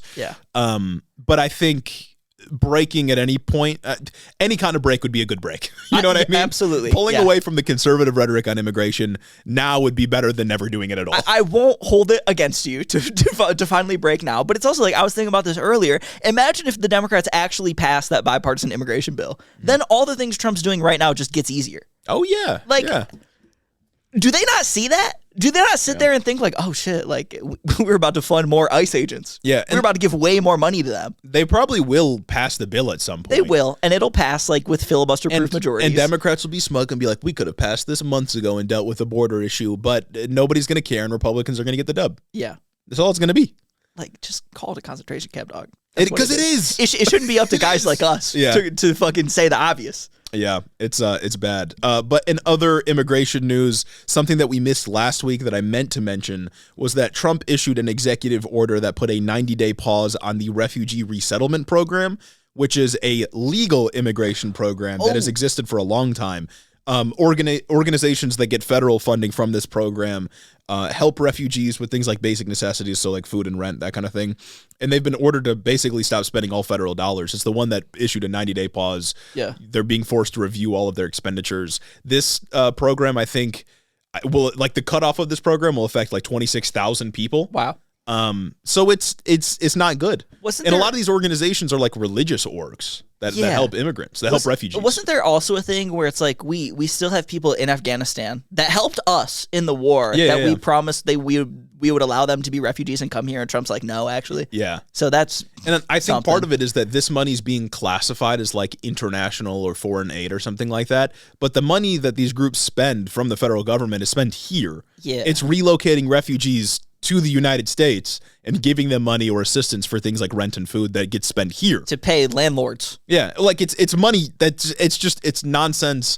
This is one of those like no-brainer programs that of course we should keep funding this, that Trump has cut off aid to, and will just fundamentally hurt people. And they're already here. They're already here. Like, you do this, they're legal immigrants. Like, you cut this off, you just have more homeless people. I thought they didn't want that. But no handouts, I guess. So no handouts. So interesting thing we got going on. That's really tough. I think one of our listeners works for one of these organizations, so shout out to you. I hope things are going all right. I had seen Elon Musk, after Doge got access to Treasury Department transactions, start making a stink about like a bunch of different churches that are helping do things like this, like what you said a little bit ago. Dog, that's Christ-like. That's what I was going to get into. And then you have a bunch of these conservative, quote-unquote, Christians talking bullshit like, oh, finally these fake churches who just only exist to do these bad things can finally stop and actually be like Christ. I don't know, dog. I think the person who's willing to help the other in need is much more Christ-like than you are. Yeah, there was a J.D. Vance clip that was going around where he was like reading off some bit of scripture, and then he was like, Jesus told us to love our neighbors, but that means loving the people around us and then loving the people in our country and then worrying about everybody else. And it's like, brother, Jesus did not have the concept of a nation state. Yes.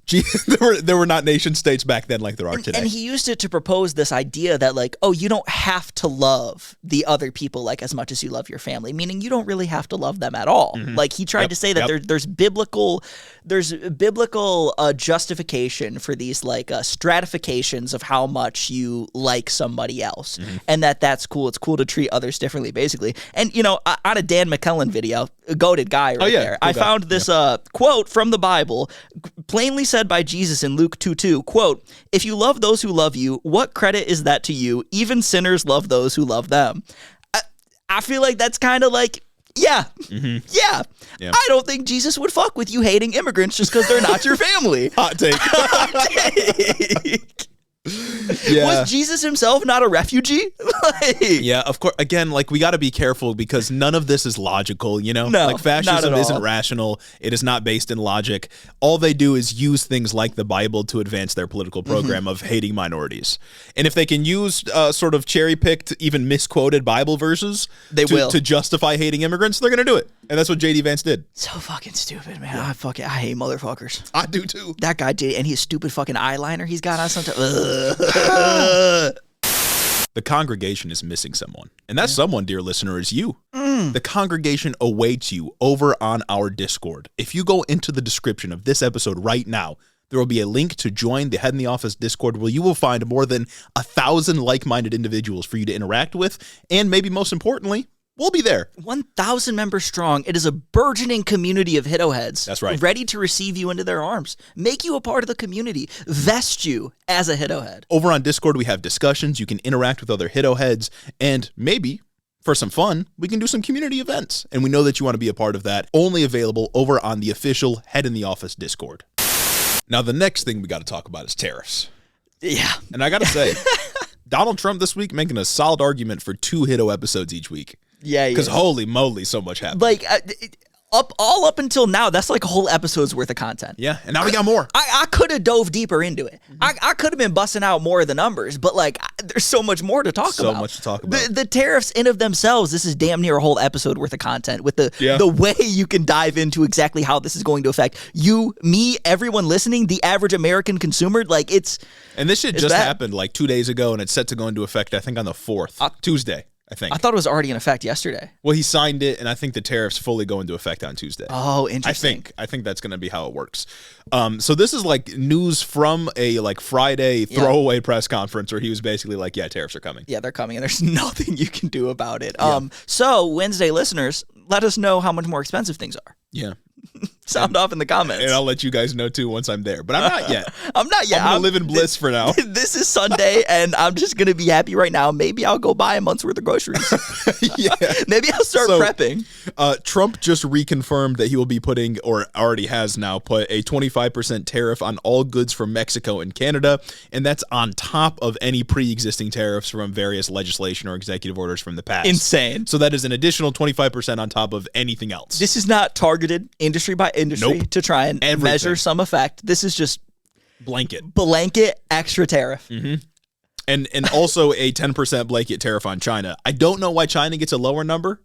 Maybe they I think import he's more scared, goods. probably, because that would drastically have an effect on like multiple consumer goods. Yeah. But so does this. And in this little press conference he did, he said there's essentially nothing Canada and Mexico can do to stop him from doing this. He's just doing it and going to see what happens. Story of the last 13 days. Which is very cool.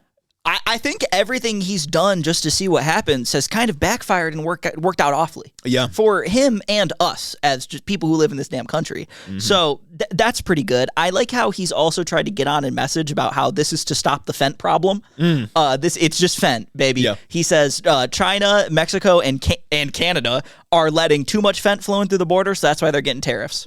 There were like 46 pounds of fentanyl seized coming across Canada. Like in last year or 2023. That's nothing. Yeah. That's like less than 1% of the problem. Yeah. And most of the fentanyl that comes from Mexico comes from Americans bringing it in. Yeah, that's sort of my take on it is that, like, obviously the tariffs on Mexico are unjustifiable. Yeah. But the sort of antagonism towards Mexico fits his broader narrative of anti-immigration, anti-brown. You know what I mean? It's like the fent thing is like also just fake. Yeah, of course. But like what I'm saying is like targeting Mexico makes sense for him and his supporters. Yes. I think it's bad, but I can see ideologically how you get there. I don't understand why he's so mad at Canada. It's like, and it's like he's talking about like all these places need to put in place laws to stop illegal immigrants from coming over. And it's like, has he just been listening to us? Yeah. Has he just been listening to us talk about like Canada lets in a bunch of illegal immigrants too? A lot of illegal immigrants come from Canada on overstayed visa. Overstayed visa. You think he like heard that criticism and it was just like, okay. Yeah. I'll just do it to them too. But like that's an argument to not do it either way. Exactly. They're just taking everything that's like an argument to be done in a good way and being like, okay, we're gonna do the bad, most worst thing. Yeah, and it's like, I mean, we'll get into the stats of like exactly how. we'll get into some of the stats of how this will impact American markets, but it's like the trade relationships between Mexico and Canada, two of our biggest trading partners, are wholly auspicious for the United States. Like, you can make an argument that we want more manufacturing here, certainly of like things like cars and stuff like that, or car parts that we get from places like Mexico and Canada, but you don't do that with tariffs. No. You do that with domestic investment and industrial planning. You also do that with policies that curb capital flight and curb just companies from moving their plants from America to China or Mexico or somewhere else for cheap labor. Yeah. Because that's where this problem started. Yeah. And also, I think it's very important to note that a trade deficit for a country like the United States, the richest fucking country in the world, is not a bad thing. Yeah. It's just straight up not a bad thing. And all of the Trump signaling that, oh, we have a trade deficit, that means we're getting fucked on deals, is just wrong. Just straight up. Well, it means nothing. There's a wealth disparity, so of course there's a trade deficit. Exactly. We got all the money. We don't need to manufacture things here because we can just buy them from other places. We're the richest country in the history of the world. If anything, the trade deficit is a testament to how we got it like that. Yeah. Like to the money spread. And like trade deficits can be bad in some cases, but for the United States, it's not that big of a deal. And again, if you want to invigorate domestic manufacturing, you don't do that with tariffs. No. It just hurts the consumers. You do it with things like the CHIPS Act. Yes. Surprise, with the thing that Biden did. But and whatever. The CHIPS Act, a part of the CHIPS Act was, I can't remember the percent, but it was a certain tariff on chips from other countries. But importantly, when it comes to that tariff, it is a tariff also proposed in a bill that offers an American alternative, an investment in American alternatives. It was government subsidy in the manufacturing of an American version. Because remember, which is what's important. Tariffs are theoretically supposed to exist to disincentivize the consumer from purchasing from a foreign brand or buying foreign imports and buying things domestically instead. That's like why historically people have instituted tariffs. If you don't have an American alternative, you're just paying more money. The American consumer is just fucked. So now we're just starting left and right trade wars. So let's break it down a little bit. Yeah, go ahead. So Canada and Mexico are our closest trading partners. We get like 80% of our lumber imports from Canada, and that represents 30% of all of the lumber use in the USA, not to mention like cars, food items, gas, oil, etc. We get 64%, I think, of our oil and like energy from Canada. Well, that includes me on the DTE grid. DTE gets their energy from Canada. Our bills are about to be more expensive. I also have DTE supplying my electricity. Oh, really? I didn't know that. That sucks. I'm saying. So, like, I'm not looking forward to that. And on top of that, Canada is threatening just blankly to shut off power to the U.S. Yeah. Just shut off like, energy to fucking Michigan in winter. And it's like, okay, we'll talk about how Mexico and Canada have responded. And obviously, I don't want my fucking power shut off. And nobody should have their power shut off. But it's like, I can't even blame them. I'm saying, man. I'm like fucking saying. Trudeau's not the problem here. No. Clearly, it's us. We're the problem. Like, we're just doing this just to do it. And like, you cut off power to Michigan in winter, I'm dying. Yeah. Like, straight up, bro. It's cold. It is very cold. It is cold. But either way, just like remembering that Canada and Mexico are our closest trade partners. Let's dive into it. There were, I think, before the election or right after the election, we were doing our little tariff breakdown, and I reminded us all that Biden increased tariffs on Canadian softwood lumber from 8 to 15%. The National Association of Home Builders then estimated that increased housing prices by $36,000. Which, of course, it does. You need lumber for house. Exactly. You need lumber for house. People who are building house, 30% of that lumber is what, Canadian? Yeah. All lumber. So lumber is just more expensive on average on top of the lumber shortage from COVID-19, but whatever. Either way, complex amount of things. Biden lumber tariffs made it worse. You're paying $36,000 more for a new house. Yeah, and I've seen people say things like either when it comes like oil and gas or the lumber, like, oh, Canada's only 30% of our total lumber consumption. We can just use other lumber. That's a lot. Like, dog, 30% is so much. 30% is so much. 30% is a lot. People are like, we have a lot of woods here. Why don't we just cut those down? Because we like our woods. Well, it's nice. It's either you're cutting down like what, national parks? Yeah. Or you're going to grow more trees, which will take years. It's like preservation and whatnot.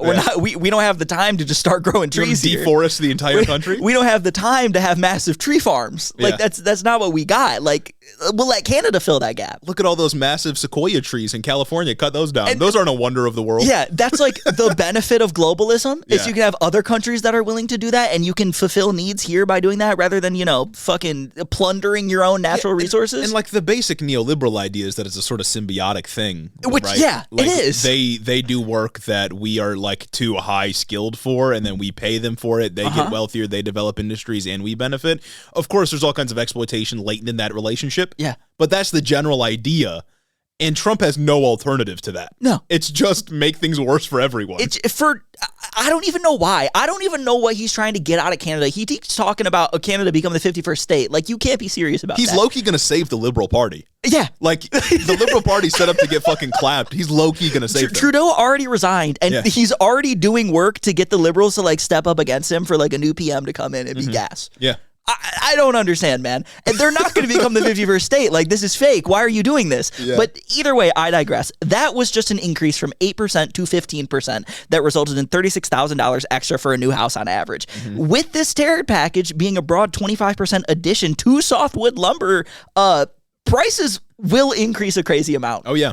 This is more than doubling the current tariffs, and that was already bad for the American consumer. And making home prices more expensive means rent's going to go up because there's a greater demand on rent. Yes, there is. Right? Yeah, absolutely, when you can't man. afford a house, that means you're going to go and rent prices are going to go up because the demand's going to go up. Rent prices are going to go up not only because demand is going to go up for renters, because the 7% increase under Biden already functioned to price out people looking to enter the housing market on the lower end. This will literally price out even more people from the market. Like, this forces more people to rent, like you just said, which is going to have negative effects for everybody. Rent prices are going to go up not only because there's limited supply in the short term, but as supply expands in the long term, say maybe 4 years under Trump to meet the new demand for renters, just simple supply-demand economics, Econ 101 right here, it is going to cost more money to build those new developments because of these lumber shortages, meaning... Oh, surprise, surprise, rent's still going to go up and be high. Again, there's no state investment in the industries behind this. So even if more apartments are built to be rented out using the lumber that we still have that we're not tariffing, 25%, the prices are still going to go up. And you need acts of Congress to be able to do that. You need to pass bills to be able to do that. And that's a whole other fucking process that we're going to be covering throughout the year. And I'm sure none of this American investment's going to be in there, despite conservatives' love to signaling about that. Yeah. Like, it's bad. And it's like, look, I don't like that home ownership is the best means of like security and generational wealth for every average American in this country, average American who aspires to like have a good life. But we can't ignore that this is the reality, and policy like this just demonstrably makes it worse.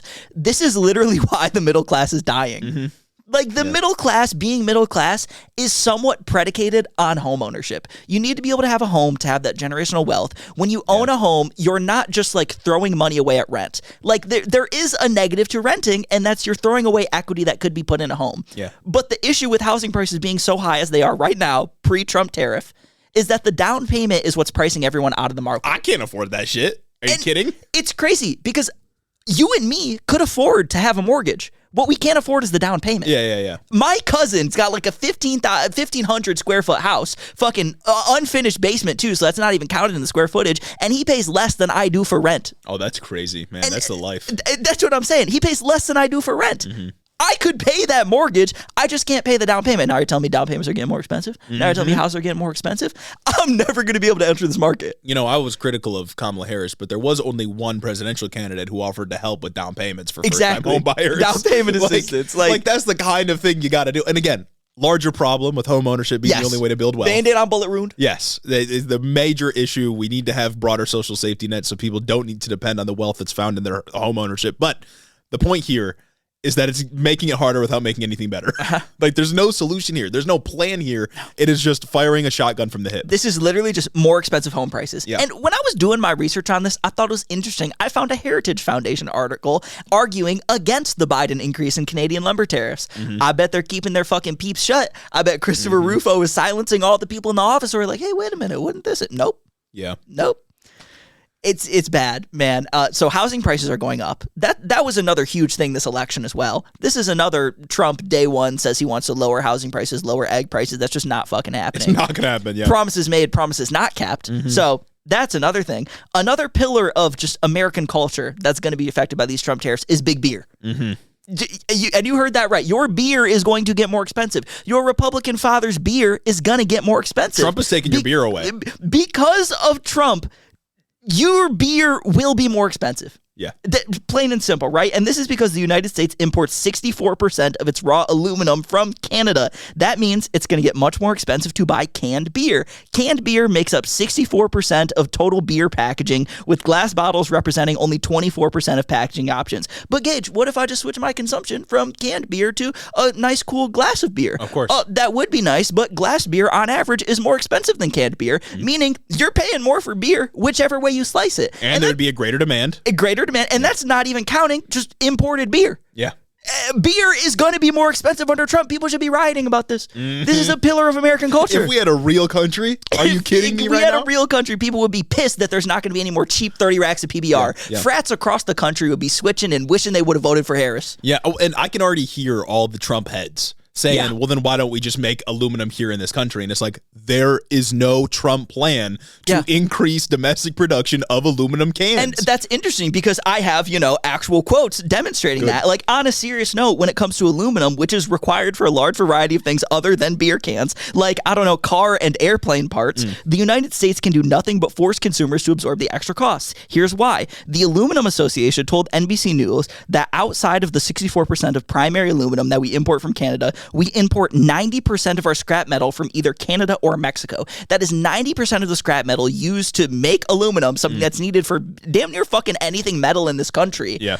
Subject to an extra 25% in tariffs. U.S.-based smelters, even at full capacity, quote, from the Aluminum Association, cannot produce nearly enough metal to meet demand. The association also said, quote, it would take billions of dollars in investment over decades to make the United States fully self-sufficient for its metal needs. Of course. There are no meaningful alternatives to a lot of the goods we import. It is literally impossible for these tariffs to incentivize American consumers to choose wholly American-made products. Yeah. These products do not exist, and supply chains are simply too big and too complicated for any of this to be fixed in the short term. And that's a smelter. A smelter is far less complicated than, like, say, an automotive plant. At least, in my civilian estimations. I can't imagine the place where you just melt metal and make it into other metal is more complicated than the manufacturing plant that's making 1 billion car parts. Yeah.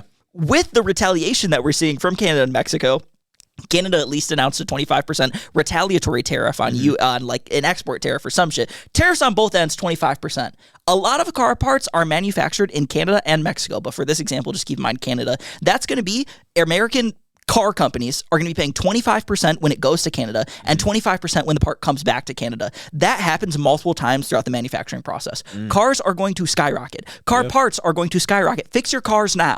I wish I could. And honestly, maybe even fixing your cars now isn't going to help because these Trump tariffs are likely already in effect. I mean, if we're talking things that go crazy if you're stupid, Trump also said he would double the tariff if there are retaliatory tariffs put in place. So we're talking 50% on this stuff. Thank God I already bought my car. Thank God I already have a car. Because I'm never going to be able to get a new one. He's a child. Yeah. None of this makes any sense economically. And when asked, Caroline Leavitt was asked at a press conference whether or not Trump would consider reversing the tariffs if they increase prices for American consumers. And she said, sorry, sweaty, that's a hypothetical.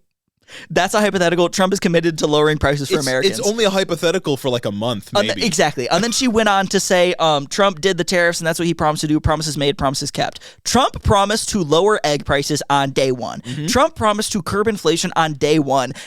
In fact, the opposite has happened. Everything is already more expensive, and the tariffs haven't even really hit yet. Yeah, they haven't hit yet. I can't stress enough how fucking stupid this is. America gets 60% of its energy from Canada. Yeah. Well, and we're seeing the narrative and the goalposts change in real time, right? We've gone from conservatives complaining that Joe Biden made egg prices more expensive to them, the same people saying, I will pay more for eggs and coffee and gas and whatever if it means all the illegal immigrants are out of the country. Insane. Two things that aren't correlated. Well, of course, but the goalposts are moving. You know what I mean? They had no desire to actually make things better. They had no desire to lower prices for the consumer or make it easier for Americans to make a living. All they did was say shit to get in power, and now they're making it worse for everybody. Yeah, Fell for It Again awards filling the fucking Pacific right now. Yes. There's going to be a Fell for It Again award trench. Just island, right? You know that trash island that's floating around? Fell for It Again award just immediately. Just It's stupid, man. It's so stupid. And it's like, I don't want to do the thing that conservatives are doing, right? As much as I jest about, like, I'm going to come on this podcast and every week I'm going to say that gas prices are higher and egg prices are higher and it's Trump's fault. I don't want to seriously do that, right? Because we do value nuance on this podcast. But where it comes to like Trump's detriment is that he promised. He used the lie that Biden controlled all of these prices and Biden made everything more expensive and it wasn't actually the pandemic and the supply shock to get elected. And he furthered that lie by saying that he as the president could make every price lower on day one. He has not done that, and prices should be thrown in his face because of that. It should be thrown in his face that the bird flu is making egg prices higher, even though it may not be Trump's fault that there was a bird flu outbreak lowering the supply of eggs. It is counter to what he promised. This is not promises made, promises kept. I do not want to hear the nuance from conservatives now that Trump is president when it didn't happen when Biden was president, and they use that to elect the fucking fascist who wants to do concentration camps. Yeah. Well, and more to that point, on the tariffs, I think this morning or last night, he sent out a Truth Social post where he was saying, like, the 25% tariffs are coming, prices might go up. Like, man, like, he's admitting to it. Like, it's transparent. Yeah. Fell for it again. And I've stayed steadfast. I've stayed steadfast in my fucking analysis throughout the fucking damn near 4 years we've been doing this goddamn podcast. Like, man. If you want tariffs to work, you need them not to be blanketed. You need them not to be this high. And you need, like, FDR-style investment and domestic infrastructure. Yes, which is damn near fucking impossible with how complicated supply chains are right now, with how complicated trade relationships are right now. And might I remind you that these, like, strong trade agreements make the fucking country safer. You don't want to go to war with your fucking trade partners, right? Yeah. Like, that's just straight up. Yeah, reliance on each other for economic prosperity has limited the amount of wars in the world. And that's a good thing. That's a good thing. I don't fuck with war. I condemn political violence, which war is. Like, there's a critique of sort of global neoliberalism, of course, because there's a lot of abuses of third world countries or global south countries, right? Yeah. And that should be talked about. But it is true that there are less wars in the world now over things like natural resources. Yeah. Of course, it's not a violence-free system. America's the global hegemon. We've done all kinds of terrible things. Yeah, there's more like structural violence, economic violence than like actual neo-imperialism. There's a lot to talk about. But this is like speedrunning U.S. global collapse and handing hegemony to China, and maybe that'd be better at this point. And even taking it outside of like what, sure is a hypothetical right now that prices are going to go up. When Trump did his whole tariff trade war thing with China back in his first term, it didn't work. NBC News puts it like this, quote, "Economists have found that the tariffs Trump imposed on China during his first term did little to accomplish his goals. Instead, they drove up prices for many imports, led to a net loss of manufacturing jobs, and reduced corporate investments. Nearly all the revenue collected from Trump's previous tariffs on China went to payments he sent to American farmers to offset their losses from tariffs China imposed in response. The levies also didn't generate significant concessions from Beijing, which has failed to meet many of its commitments under a trade deal negotiated during Trump's first term. When he did this before, it didn't work, and now he's trying to do it again, but even harder with even less thought. 91% of tariff revenue went to farmer subsidies. Yeah. Like, if we don't do the same fucking thing now, you're fucked, dog. Tariffs on Mexico, I'm never buying fruit again. Yeah. I'm never going to be able to buy fruit at the grocery store again. And you know what? Beer's more expensive. Well, and the difference here is that was like a specific trade war over like specific shit like laundry machines and like certain food products. Farming stuff. Yeah, exactly. Yeah, agricultural. These are blanket tariffs. The money that we might generate from these tariffs will not be able to offset the pain that all of us feel from paying more at the grocery store. No. Yeah. Or paying more for cars, paying more for rent, whatever it may be. So that's fun. You know, that's this shit's gonna hit everybody. Yeah. Well, except for the richest people, of course. They'll be fine. Naturally. But motherfuckers like us, bad. Well, I might get my fucking power shut off. I'm gonna be cold. Canada might shut off my power. DTE fucking runs off Canadian energy. Like, I don't like that. It's the wintertime. I have seen liberals do the thing where they're like, "Oh, I'm glad that Canada's doing." I'm not. Frankly, I'm not happy that, you know, people who didn't vote for Trump are going to suffer under stuff like this. We should not be celebrating that. But I mean, it is good that Canada and Mexico are sort of teaming up and not letting Trump just get away with this for free. But I mean, it's not great that our country is the one instigating this and that we're going to suffer for it. It's not great that I have to suffer having no part in any of this. Yeah. So dope. My energy bill will be higher this next month. Not looking forward to that. Hopefully it's not too much higher. I think there's a carve out within these tariffs that it's only a 10% tariff on energy right now, but who knows if Canada responded with making energy bill's still crazy though. That's what I'm saying, man. It's already too expensive to have heat in the winter. Especially if this goes into the summer when we're paying for AC and shit. That shit's more expensive than heat. Yeah, I was going to say, I'm going to have like fucking 50 window units. But even that will draw too much power. That's true. It's fucked up, man. Anyways, get your cars fixed now. Yeah. Moving on to our last main story. This is a local news because we're a local Michigan podcast. Well, we're a Michigan podcast, but we're the #1 local news podcast generally. Of course. That's us. Spread it far and wide. Mm-hmm. No matter what locality you live in, we're the #1 podcast. And this time, we're talking about the great state of Michigan, our state. Mm-hmm. We got a brief story that we got to go over. And spoiler alert, Michigan Republican Party wants to make you sick and poor. I fuck with that messaging. I fuck with that tagline. This is not an exaggeration. So let's get into it. So a little bit of background first. In 2018, there was a proposed ballot initiative to establish statewide paid sick leave, raise the minimum wage over several years to $15 an hour, and functionally eliminate tipped wages and make those workers minimum wage workers. So $15 an hour after some time. And did that pass? Well, in 2018, that's when Gretsch won the governor's mansion. But before the election, the state legislature basically has two options. When a ballot initiative is proposed and has enough signatures, the legislature can either just adopt that right away, or they can have people vote on it for it to be entered into state law or the state constitution. In this case, the state legislature just accepted the initiative, passed it into law, but then between November when Gretsch won and January when Gretsch took office, they changed the law and watered it down. Can't they not do that? Well, in 2024, last year in the summer, the Michigan Supreme Court said that's unconstitutional. Yes. You can't just do that. And so now on February 21st of this year, the set of ballot initiatives is set to take effect. But right now, the Michigan House is controlled by Republicans, and they've launched an initiative with 2 bills to upend this entire practice, to upend this entire ballot initiative in what should have been in place back in 2018. That's crazy. Ballot initiatives are the most direct form of democracy that we have in this country. Yeah, and they bastardized it. That is quite literally what the people want explicitly. Yeah. Like, you shouldn't be able to fuck with that. Yeah. Yeah. Man. So now the new Republican plan would completely axe the tipped minimum wage raises. How? How is that allowed? They would completely eliminate that. They would delay the standard minimum wage increases by a few years or maybe just a year, and it would reduce the scope of the paid sick leave policy, strictly making it worse. And I want to get into the numbers here. So for context, right now, tipped Michigan workers get paid $4 an hour, and the law says that your boss has to bring you up to minimum wage if you don't reach that through tips. The new plan would gradually raise increased tipped wages to $15 an hour in 2030. So it's over a 5-year period of time. Lots of time for these small businesses to adjust. Absolutely. And then the Michigan sick leave policy under the Supreme Court ruling would be that small businesses with fewer than 10 employees would be required to provide at least 40 hours of paid sick leave and 32 hours of unpaid sick leave. Then businesses with more than 10 employees would have to provide 72 hours of paid sick leave. But under the Republican alternative, and this is all from MLive, by the way, their bill would require businesses with 50 or more employees to allow workers to accrue up to 72 hours of paid sick leave. And businesses with fewer than 50 employees would maintain the status quo, meaning no paid sick leave at all. Accruing sick leave is dumb as fuck. Yes. Accruing sick leave is the dumbest shit that I've ever... Accruing PTO, maybe, sure, whatever. Yeah. You can make arguments there. But accruing sick leave? Accruing sick leave. What?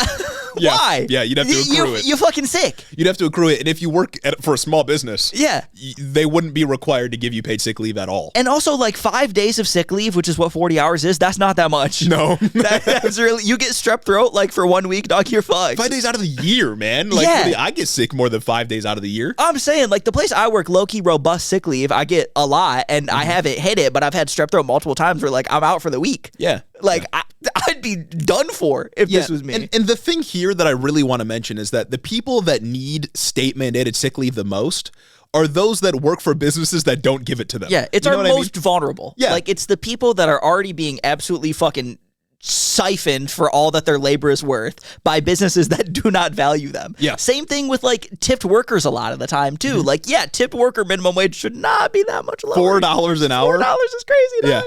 Yeah. And again, your business owner, your boss, is required to get you up to that 1033, which is Michigan minimum wage. But, like, you know how tip calculations go. And it's also like, how does that requirement work? Like, is it a per week basis? Is it an average per month? There's like, I know with like residency, like doctors who are like training as residents, they have a cap on how many work hours they can work, 80 hours a week, but it's an average. So sometimes you're working 120 hours and then the next week you work just a little bit less so you can hit that 80-hour average. It's not a cap on how much you can work a week. It's a cap on how much you're averaged out at. Right. This does not alleviate the effects of, like, say you have a missed rent payment and you're not getting tipped like you should be and you got to wait till the end of the month to even see if your boss will bring you back up. That's not enough time when you're paycheck to paycheck. And even then, we already know that wage theft is the biggest form of theft in the country. Yeah. And if they can underpay you based on these like weird tip calculations they got to do to get you to full time or to get you to minimum wage, they're going to try to do it. And it's like $10 an hour is not anything. Oh, that shit sucks. In this economy, bro, $10 an hour is not getting you anywhere. Right, exactly. And so this started as a ballot initiative in 2018. It would get rid of tipped minimum wage, make the minimum wage workers, bring the Michigan minimum wage up to 15, and a robust sick leave plan, a baseline at the very least for the entire state. Republicans want to roll all of that back before this set of initiatives would take place on February 21st. And the best part of all of this is that this entire legislative effort is being funded and motivated by the restaurant lobby in the state, who are arguing that if these policies take place, it would force them to either lay people off or raise prices. You know what's going to force you to raise prices? The fucking tariffs, brother. Like, if anything is going to fuck the restaurant industry, it is not being allowed to take sick days. It is the exponential increase in food prices that we're going to see under the Trump administration. It's the fucking recession that we're going to see if these tariffs keep going crazy. It's always funny to me how on a local level, these like these very specific lobbying groups have so much fucking power. Oh my God, I know. Like, what do you mean the restaurant lobby? The restaurant lobby, the fucking retail association, like, dog. Like landlords, restaurant owners, they all have so much power over state What politics. even is the restaurant lobby? Like, it's got to be the big chains. Like, I highly doubt your hole-in-the-wall places are the restaurant lobby. It's fucking Applebee's. It's the places that can literally afford to do these things. Well, I heard stories of like business owners, like restaurant business owners, paying their employees to go to Capitol Hill and argue in favor of the Republican plans. Oh my God! So basically, trying to like manipulate the narrative. Small business tyrants, suck, exactly. Bro. Small business tyrants are crazy. And just to argue against this really quickly, of course, these are gradual increases. Yeah, these won't bankrupt anybody. It's literally you got 5 years to plan how you're going to get to 15. Yeah. If you're running, I know restaurant industry's got like low margins. I think historically it's like 3% on average. A lot of restaurants fail. You're much more likely to fail by food prices going up and people just generally not having the budget to go out to eat than $1 increase in what you have to pay them over the next 5 fucking years. Also, I mean, just on more of like a philosophical point, you shouldn't get to just have wage slaves. Exactly. You know what I mean? Yeah. Like, you should have to pay your people fairly. Yeah. And if you can't do that, you don't get to have a business. If these things are predicated on your workers not being able to live, then that sucks. The second point is that, of course, better paid workers mean people are spending more money, means that the economy is doing better on a statewide level. And of course, healthier workers are better workers. Yes. People that can take paid sick leave, that know they won't lose their job if they get sick, or they won't have to miss a rent payment because they get sick. Those people are going to work for you and be more loyal to you. And also, that's better for the economy. Like the restaurant lobby arguing for this, I think it's a much worse outcome for the public if the motherfucker who's serving me my chicken tenders is sick with strep throat and coughing and sneezing all over my goddamn food. That's something that I just don't want as a consumer. And you know what? I would happily pay $3 more for my fucking chicken tenders if it meant that people could get paid sick leave. Also, like a rising tide lifts all boats kind of moment. If you raise minimum wage, that will make it so other business places have to try to compete with the minimum wage and raise theirs even higher for those that like fields that have like degrees or STEM degrees, for example, if we're talking about you. Oh my God, which is higher wages for everybody. That's the free market, baby. That'd be great. That's the free market. That would be fucking phenomenal. And there's also the argument that like once you raise wages for your workers and once restaurants all across the country have to or all across Michigan in this instance, have to raise wages to meet the law, then those workers have more money to spend at restaurants. Yeah, exactly. And nobody's going to complain about a fucking $2 increase to all menu items to subsidize this. Yeah. Like, it's just not what's going to happen. Yeah, the worst thing, the thing that's really going to be causing those prices are the Trump tariffs. Exactly. They're already going up. One other argument that, like, I guess the restaurant lobby often motivates is like, if you raise wages for tipped workers, then they'll miss out on opportunities to be tipped. Because, like, sometimes you can have a big tip day. First of all, not stable. Yep. Second of all, tipping culture is not going anywhere. No, literally. You can still get tipped. That is you're just making stable wages. Ingrained in, like, American culture. Like, nobody is going to stop tipping. And some people already don't tip. Yeah. Like, some shitheads. Exactly. you should not have to rely on the generosity of like rich assholes that come into your restaurant. Exactly. Like just a point blank, I probably wouldn't stop tipping. I would tip less because I wouldn't feel obligated to tip fucking 20%. Like I feel like I am now because everybody's making shit wages. So it's like, yeah, I'm going to give you the 20% even if it's kind of shitty service because you're struggling. You're making $4 an hour. Because you're making $4 fucking an hour. Like I'd have a shitty mood too, dog. Yeah. Like, so fucking dumb, man. Yeah. So Republicans got their hands in your pocketbooks if you live in Michigan. Yep. And they want to make you sicker and poorer. Why can they do that? I thought ballot initiatives became the Constitution or some shit. Well, it depends. Sometimes it's going into law. Sometimes it's being written into the Constitution. But after 2018, when they said, the thing is like, again, the state legislature in Michigan has two options. When a ballot initiative is proposed and is signed by enough people, they can either let voters vote, in which case the process is sort of automatic, or they can just do it themselves. And when they do it themselves, the understanding is that they are going to not fuck with it. And then they fucked with it. Michigan Supreme Court said, hey, dog, you can't do that. And now that the Supreme Court is saying it's going to go into effect on the 21st, they're kind of scrambling to change the law ahead of time so they don't have to deal with this. And so the restaurant lobby doesn't have to pay their workers a little bit more. What the fuck, man? The restaurant lobby fucking stupid as shit. And the thing is, you shouldn't let them like make these arguments in a vacuum. These people say the same shit every single time a pro-worker policy is proposed. Yes. Like, every time the minimum wage might increase, every time we're talking about paid sick leave or paid paternal leave or whatever for that matter, they always say we're going to have to fire people. But after a few years of these policies being in place, economies do better. Yeah. Michigan's doing better than it has like in a long, long time. And it's also like, when was the last time minimum wage was increased? Like a fucking 200 years ago or some shit? Like restaurants are still around. Well, for Michigan, I think minimum wage increases have been fairly regular. Yeah. But certainly the pro-worker policies are sort of a Gretchen Whitmer development over the past 4 years. And the state economy is doing better. We ran a surplus last year, I think. Something like that. Yeah. Like if federal minimum wage increased in what, 2013? Was it 2013? 2009. 2009? Yeah. Not even 2013? It's $7.25. Yeah, it was increased to $7.25 in 2009. Yeah. I'm sure the same fucking arguments persisted, but look at that. The restaurant's still around. Yeah. Restaurants are still fucking around. Restaurants are still paying people. Like, it's just... It's been 15 years. 16 years. That's ridiculous. Yeah. I can't imagine fucking living on $7.25 right now. Some people try. It's not great. Damn. But that's news out of Michigan. We got about 20 days from our standpoint until this shit goes into effect. So hopefully Republicans do not get their way. We do still have Gretchen in the governor's mansion, and we do still have Democrats that control the state Senate. So hopefully they don't let anything bad happen here. But of course, some of them are captured by the same economic interests. So we'll see. You know how state politics, you know how neoliberals go. Yeah, you know Democrats. So we'll see what happens here. Hopefully Gretchen doesn't let anything bad happen.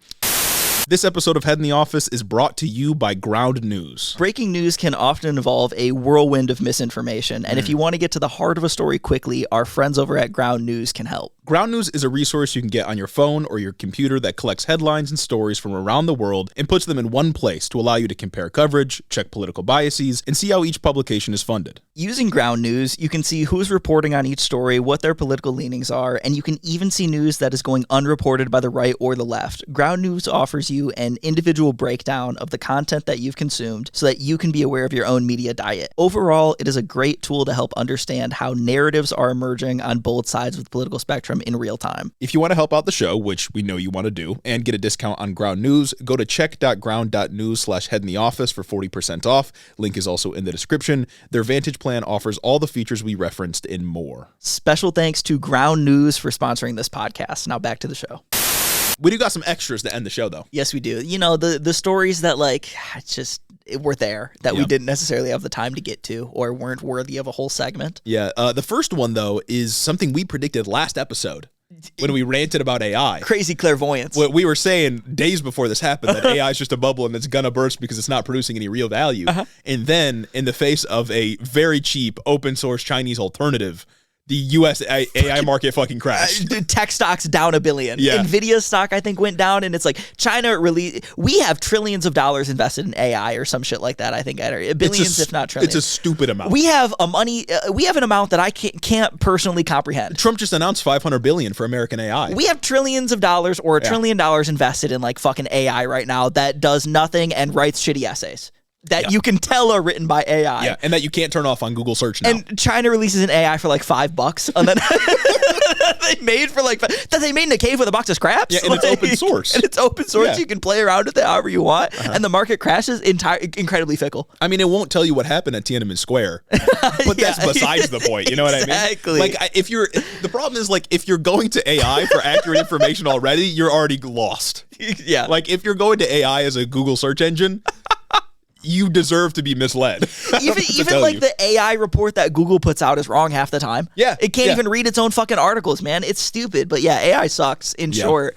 And all these AI tech billionaires suck even harder. I saw them on Twitter trying to like defend like why they get trillions more dollars. And it's like, I don't care. To produce the same thing. I don't think you can have any dollars, actually. I want to take your dollars away. I think it's hilarious that China did this. It's really funny, It's really funny. And, good for them winning the fucking... Perfect timing, too. Yeah, winning whatever war we're in with them at the moment. The funniest thing out of this story, though, is that Nancy Pelosi, a few days before the crash, sold off her NVIDIA stock. Yeah, she dumped it. Yeah. That's good. I think she just didn't believe in the 5090. Yeah, she was looking at the fucking... The innovations from the 4090 just weren't there, you know what I mean? She's sitting there watching the fucking chart. She's like, oh, this is a flag for crash right here. Let me look at that, man. Clearly, this is a flag pattern. Something. Yeah, she's not sitting on any committees that get intelligence ahead of time or anything like that. She just, the 4090 already wasn't that much better than the 30 series. Exactly. 100%. So, the promise wasn't there, you know? How much better can graphic cards get? Guys, and it's just market fundamentals. She's watching the charts. She's observing the patterns. She knows what's happening. Mm-hmm. Well, she doesn't know what's happening, but she's predicting what's happening based on, trading fundamentals. Mm-hmm. You fucking take any course and you'll figure this out for yourself. Exactly. The frame generation, it wasn't up to snuff. The next thing that happened in the news, again, these feel like small potatoes nowadays. Do. Any other fucking under the Biden administration, this is a whole segment. This is a whole segment. One of the things Caroline Leavitt said was that the U.S. They were looking for bloat in the administrative state, and one thing that they found was $50 million in condoms to Gaza. Mm-hmm. A blatant lie. Someone ran the math. This would be 1 billion condoms. This would have been 1 billion condoms in Gaza, which just doesn't make any goddamn sense. There's like 2 million people in Gaza? Yeah. Yeah. What do you mean 1 billion condoms? Obviously, this is a lie. I believe this was related. Well, first of all, they read the spreadsheet wrong. Second of all, the money that was earmarked was for the region as a whole and was a broader, like, reproductive health initiative. I don't even think it was like $50 million in total that went to the Middle East. Or if it was $50 million, it was all of that money to the entire Middle East. Mm-hmm. And it's a health initiative to curb the spread of AIDS. Yes. Yeah. That's not something you want spreading through societies. And also, $50 million drop in the bucket for the federal government. Mm-hmm. $50 million is already nothing. That's literally no money. But like 1 billion condoms? Yeah. Come on. And I thought this was really interesting because that was the first press conference that she did. She went and did another press conference where I already mentioned it during the tariffs, where she said, oh, you guys are just doing hypotheticals. President Trump is going to keep prices down. During that little response, she said, you can't take a microscope to look at these big like macroeconomic initiatives. You need to look at the economy as a whole. Mm-hmm. Incredibly interesting thing to say when your administration is the one that's going out here and defunding cancer research for giving $500,000 to Europe. Mm-hmm. Like we can't make these arguments. Again, I don't want to appeal to hypocrisy, but Trump just paused PEPFAR, which was the the AIDS HIV initiative that George fucking W. Bush started. Oh, one of honestly the best things that any Republican president has done in recent memory. Isn't that where this money comes from? I don't know if this was a part of the PEPFAR program, but that's like an actual Republican-initiated program that's actually done good things for like HIV for global AIDS health. Research. Yeah, exactly. Making people's lives better. And Trump cut off funding for that. Nice. And I can't help but feel like this is sort of part of this like broader narrative, this broader attempt to make the world worse. And it's like they just get to say this shit. Like, they just get to say it. Like $50 million in condoms to go. That's ridiculous. On its face, it's absurd. Exactly. Also, because I'm pretty sure, I don't know if this is accurate reporting, but I read somewhere that Israel doesn't really allow condoms into Gaza because they can use accuse Gazans of using them for bombs. Yeah. So like, what are we doing? Nonsense. Another extra is the RFK and Tulsi Gabbard hearings that happened in the Senate. Looks like both of them are going to get confirmed. That's fucking insane. Yeah. That is absolutely insane. I didn't see anything about the Tulsi Gabbard hearings. I was kind of unplugged from like these. After the Pete Hegseth shit, I couldn't take it anymore. Tulsi Gabbard wasn't that bad for her. She did fine, honestly. I can imagine. That's kind of what I expected. Like, what are you going to nail Tulsi Gabbard on? They nailed her on Edward Snowden, which feels like not the most salient critique of Tulsi Gabbard, but she previously said that Edward Snowden is like an American hero for revealing that we were being spied on functionally. Yeah. And then at this hearing, she was like, no, I would take seriously any national security threat posed by whistleblowers. She didn't say it in those terms, but you get what I'm saying. Yeah. Seems like she's going to get away with all the shit that she's done. I guess, man. Yeah. She's kind of like surprisingly one of the least abrasive appointments, but the RFK hearing, I didn't watch it. Yeah. I didn't watch it, but man, I saw some fucking clips. Yeah. He's fucking fiend in Congress, man. Oh my God. And then John Fetterman out here defending him for popping his in. RFK is like that, and Pete Hegseth are the reason why these confirmation hearings should be done under oath. Mm-hmm. I fucking swear, man. I fucking swear. He got up there and he got questioned. Like, you can't be the guy who's going to run the health agencies and say that black people need a different vaccine schedule. Mm-hmm. That shouldn't be allowed. Mm-hmm. And he got on fucking comment sections and starts talking about, like, just this one study done by one guy. One study doesn't mean shit. Mm-hmm. In science, one study literally means nothing. You can have one study that will say literally fucking anything. Science is done in aggregate. Yeah. What we take as public health guidance is taken from doing meta-analyses and looking at many, many, many, many, many different things. And if it is one study, it's one study that is very solid in its foundations. And I'm sure this is not one of them. Yeah. Well, I'm sure this is not one of them. Yeah. And also, I would like to point out that this, even if it was a study that was like done maybe recently and maybe has some like weight behind it, this is a part of like a broader problem within medicine that is like medical racism. Like we've looked at like textbooks and how textbooks have told medical students in the past that black people have a higher pain tolerance, and that has led to disparate treatments for black people who come in complaining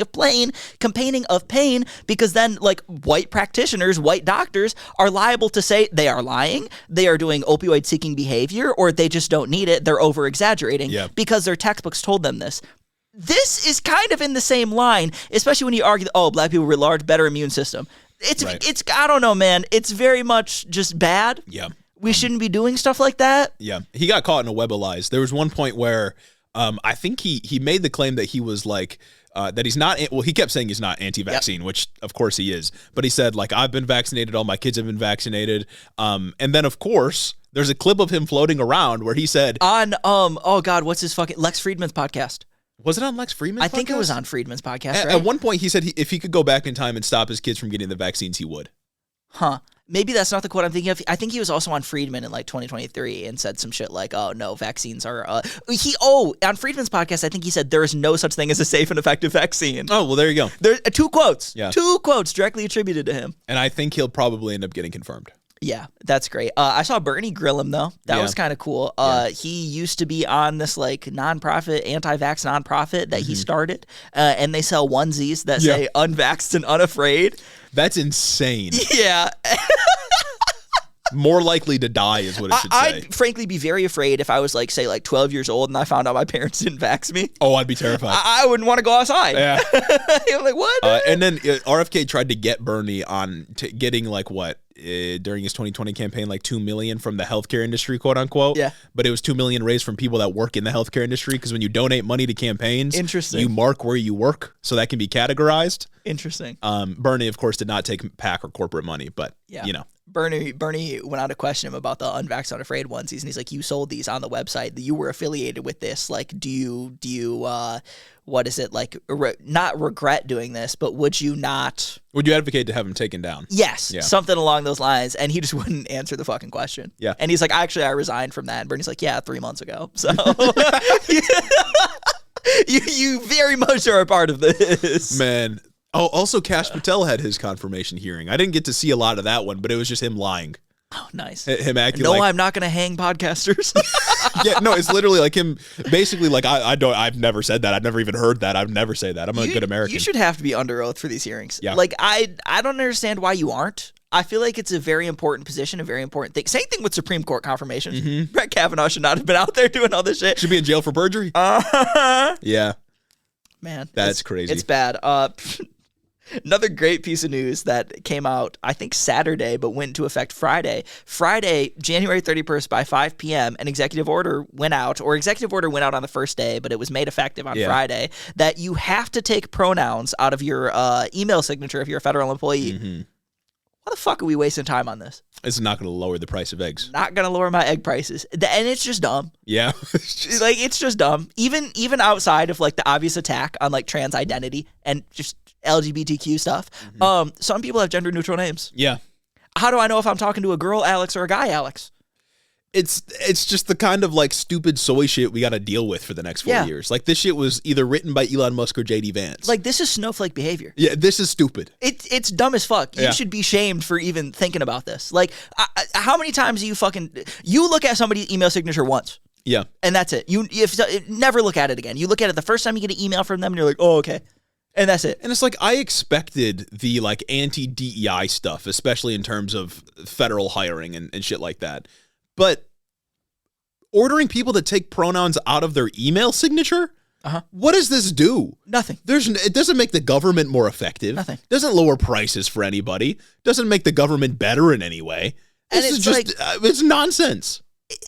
Nobody notices. Nobody is out there looking in email signatures for pronouns. Like the people that don't like pronouns or whatever, don't sit there and look for people's pronouns in email signatures. Yeah. There are gender-neutral names. Like, man. Genuinely dumb. The last piece of extra news we can mention is that the DNC has chosen a chair. Talk about dumb. They chose Ken Martin, which he is the one that said we won't take money from bad billionaires, but we will take money from good billionaires. Not great. Yeah. But I don't think he was the absolute worst option, and not everything he says is terrible, so anything's an improvement over what we just had. I just wish it was, what is it, Ben Wicker? Ben Wickler, yeah. Ben he was Wickler, definitely or better. who's the other guy? I can't remember his name. The Bernie guy? That's probably why he didn't win. Yeah. Oh, man. Yeah. Ben Wickler came in second, but of course second place doesn't matter. Yeah, first to lose, really. Ken Martin, he was the head of the Minnesota Democratic Party, which, Tim Walz, so that's kind of cool. That is kind of cool, yeah. So maybe we'll get something good out of him. Again, anything's an improvement, but he did have the whole so. good billionaires line. And you know what? I'd do it too. Yeah. I think I'd take money from good billionaires. It's the Hideo axiom, good things are good and bad things are bad. Yeah, it's just like the good billionaire, like just say like, yeah, we're going to take any money we can get, but we're not going to do anything for them. It's almost like an oxymoron. yeah, well, exactly. And it's like also like signaling like I'll take money from good billionaires but not bad billionaires. It's like, obviously the DNC doesn't agree with me. I don't think billionaires should exist. Yeah, of course. And like you said, you don't have to appeal to billionaires. It feels like a signal to billionaires that they are not going to tax them like they should. Mm-hmm. I'll wait and see though. But I'm going to continue doing the austerity shit that got us in this position to begin with. I think once you have $100 million, you shouldn't be able to make a cent more. Yeah, and that's my take. I'll stake the podcast on that. Saying, bro, put me on the DNC Once chair. you make $100 million, you're done. You like once you make $100 million, you can make 1 cent on the dollar going forward, but the rest goes to taxes. Mm-hmm. And even if that's not money being used for anything, like that's all you should be able to have as a person. Yeah. I don't believe in this bullshit. Like there's no cap on anything, this infinite growth or whatever. No, $100 million, you're good. No, finite growth. Exactly. As you spend that $100 million, you surely can replace it. Of course. You can never have more than $100 million in your Yeah, bank account. you can effectively max out that $100 million if you keep spending it on shit. Yeah. Buying stuff and doing consumerism. Exactly. Because America built on consumerism. You could be doing what rich people in Europe did, art and shit. Of course. Pay artists to do or stuff. even what our billionaires used to do. Build museums. Build literally. libraries, parks. I was at the fucking Met this week because I was in New York City. Crazy museum, by the way. And they were talking about like all this investment that, Rockefeller, bad billionaire did. Yeah, evil. For the arts. And it's like, oh, okay, I guess everything has a silver lining. Well, yeah, billionaires used to care about like how they were perceived by the public. Yeah. Not that they were ever good. What fucking art is Elon Musk funding other than that stupid ass fork in the road bullshit? Yeah. Like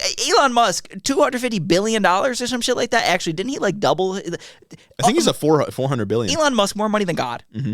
He's not funding the arts. The only thing he's funding is somebody to play video games for him, and so that he can fucking take the clout from it. What is that doing for my egg prices? Huh?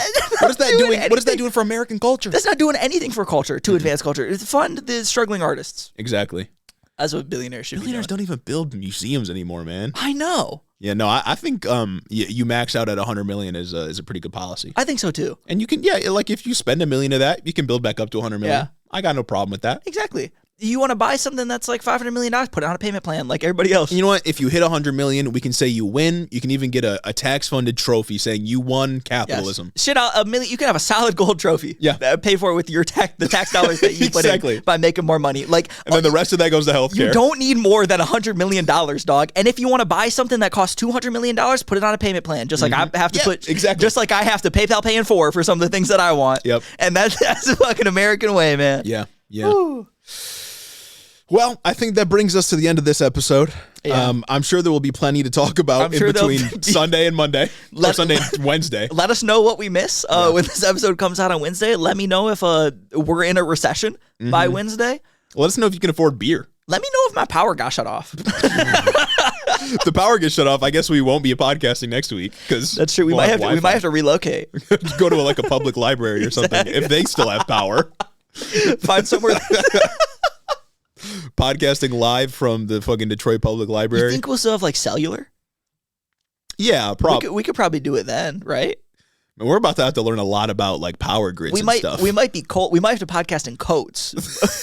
we might be able to Instagram live the podcast. If any of our technology can be plugged in and charged, we'll figure it out. That's true. We'll stitch together some kind of. I'm gonna be on bikes, just going crazy. Power in the studio.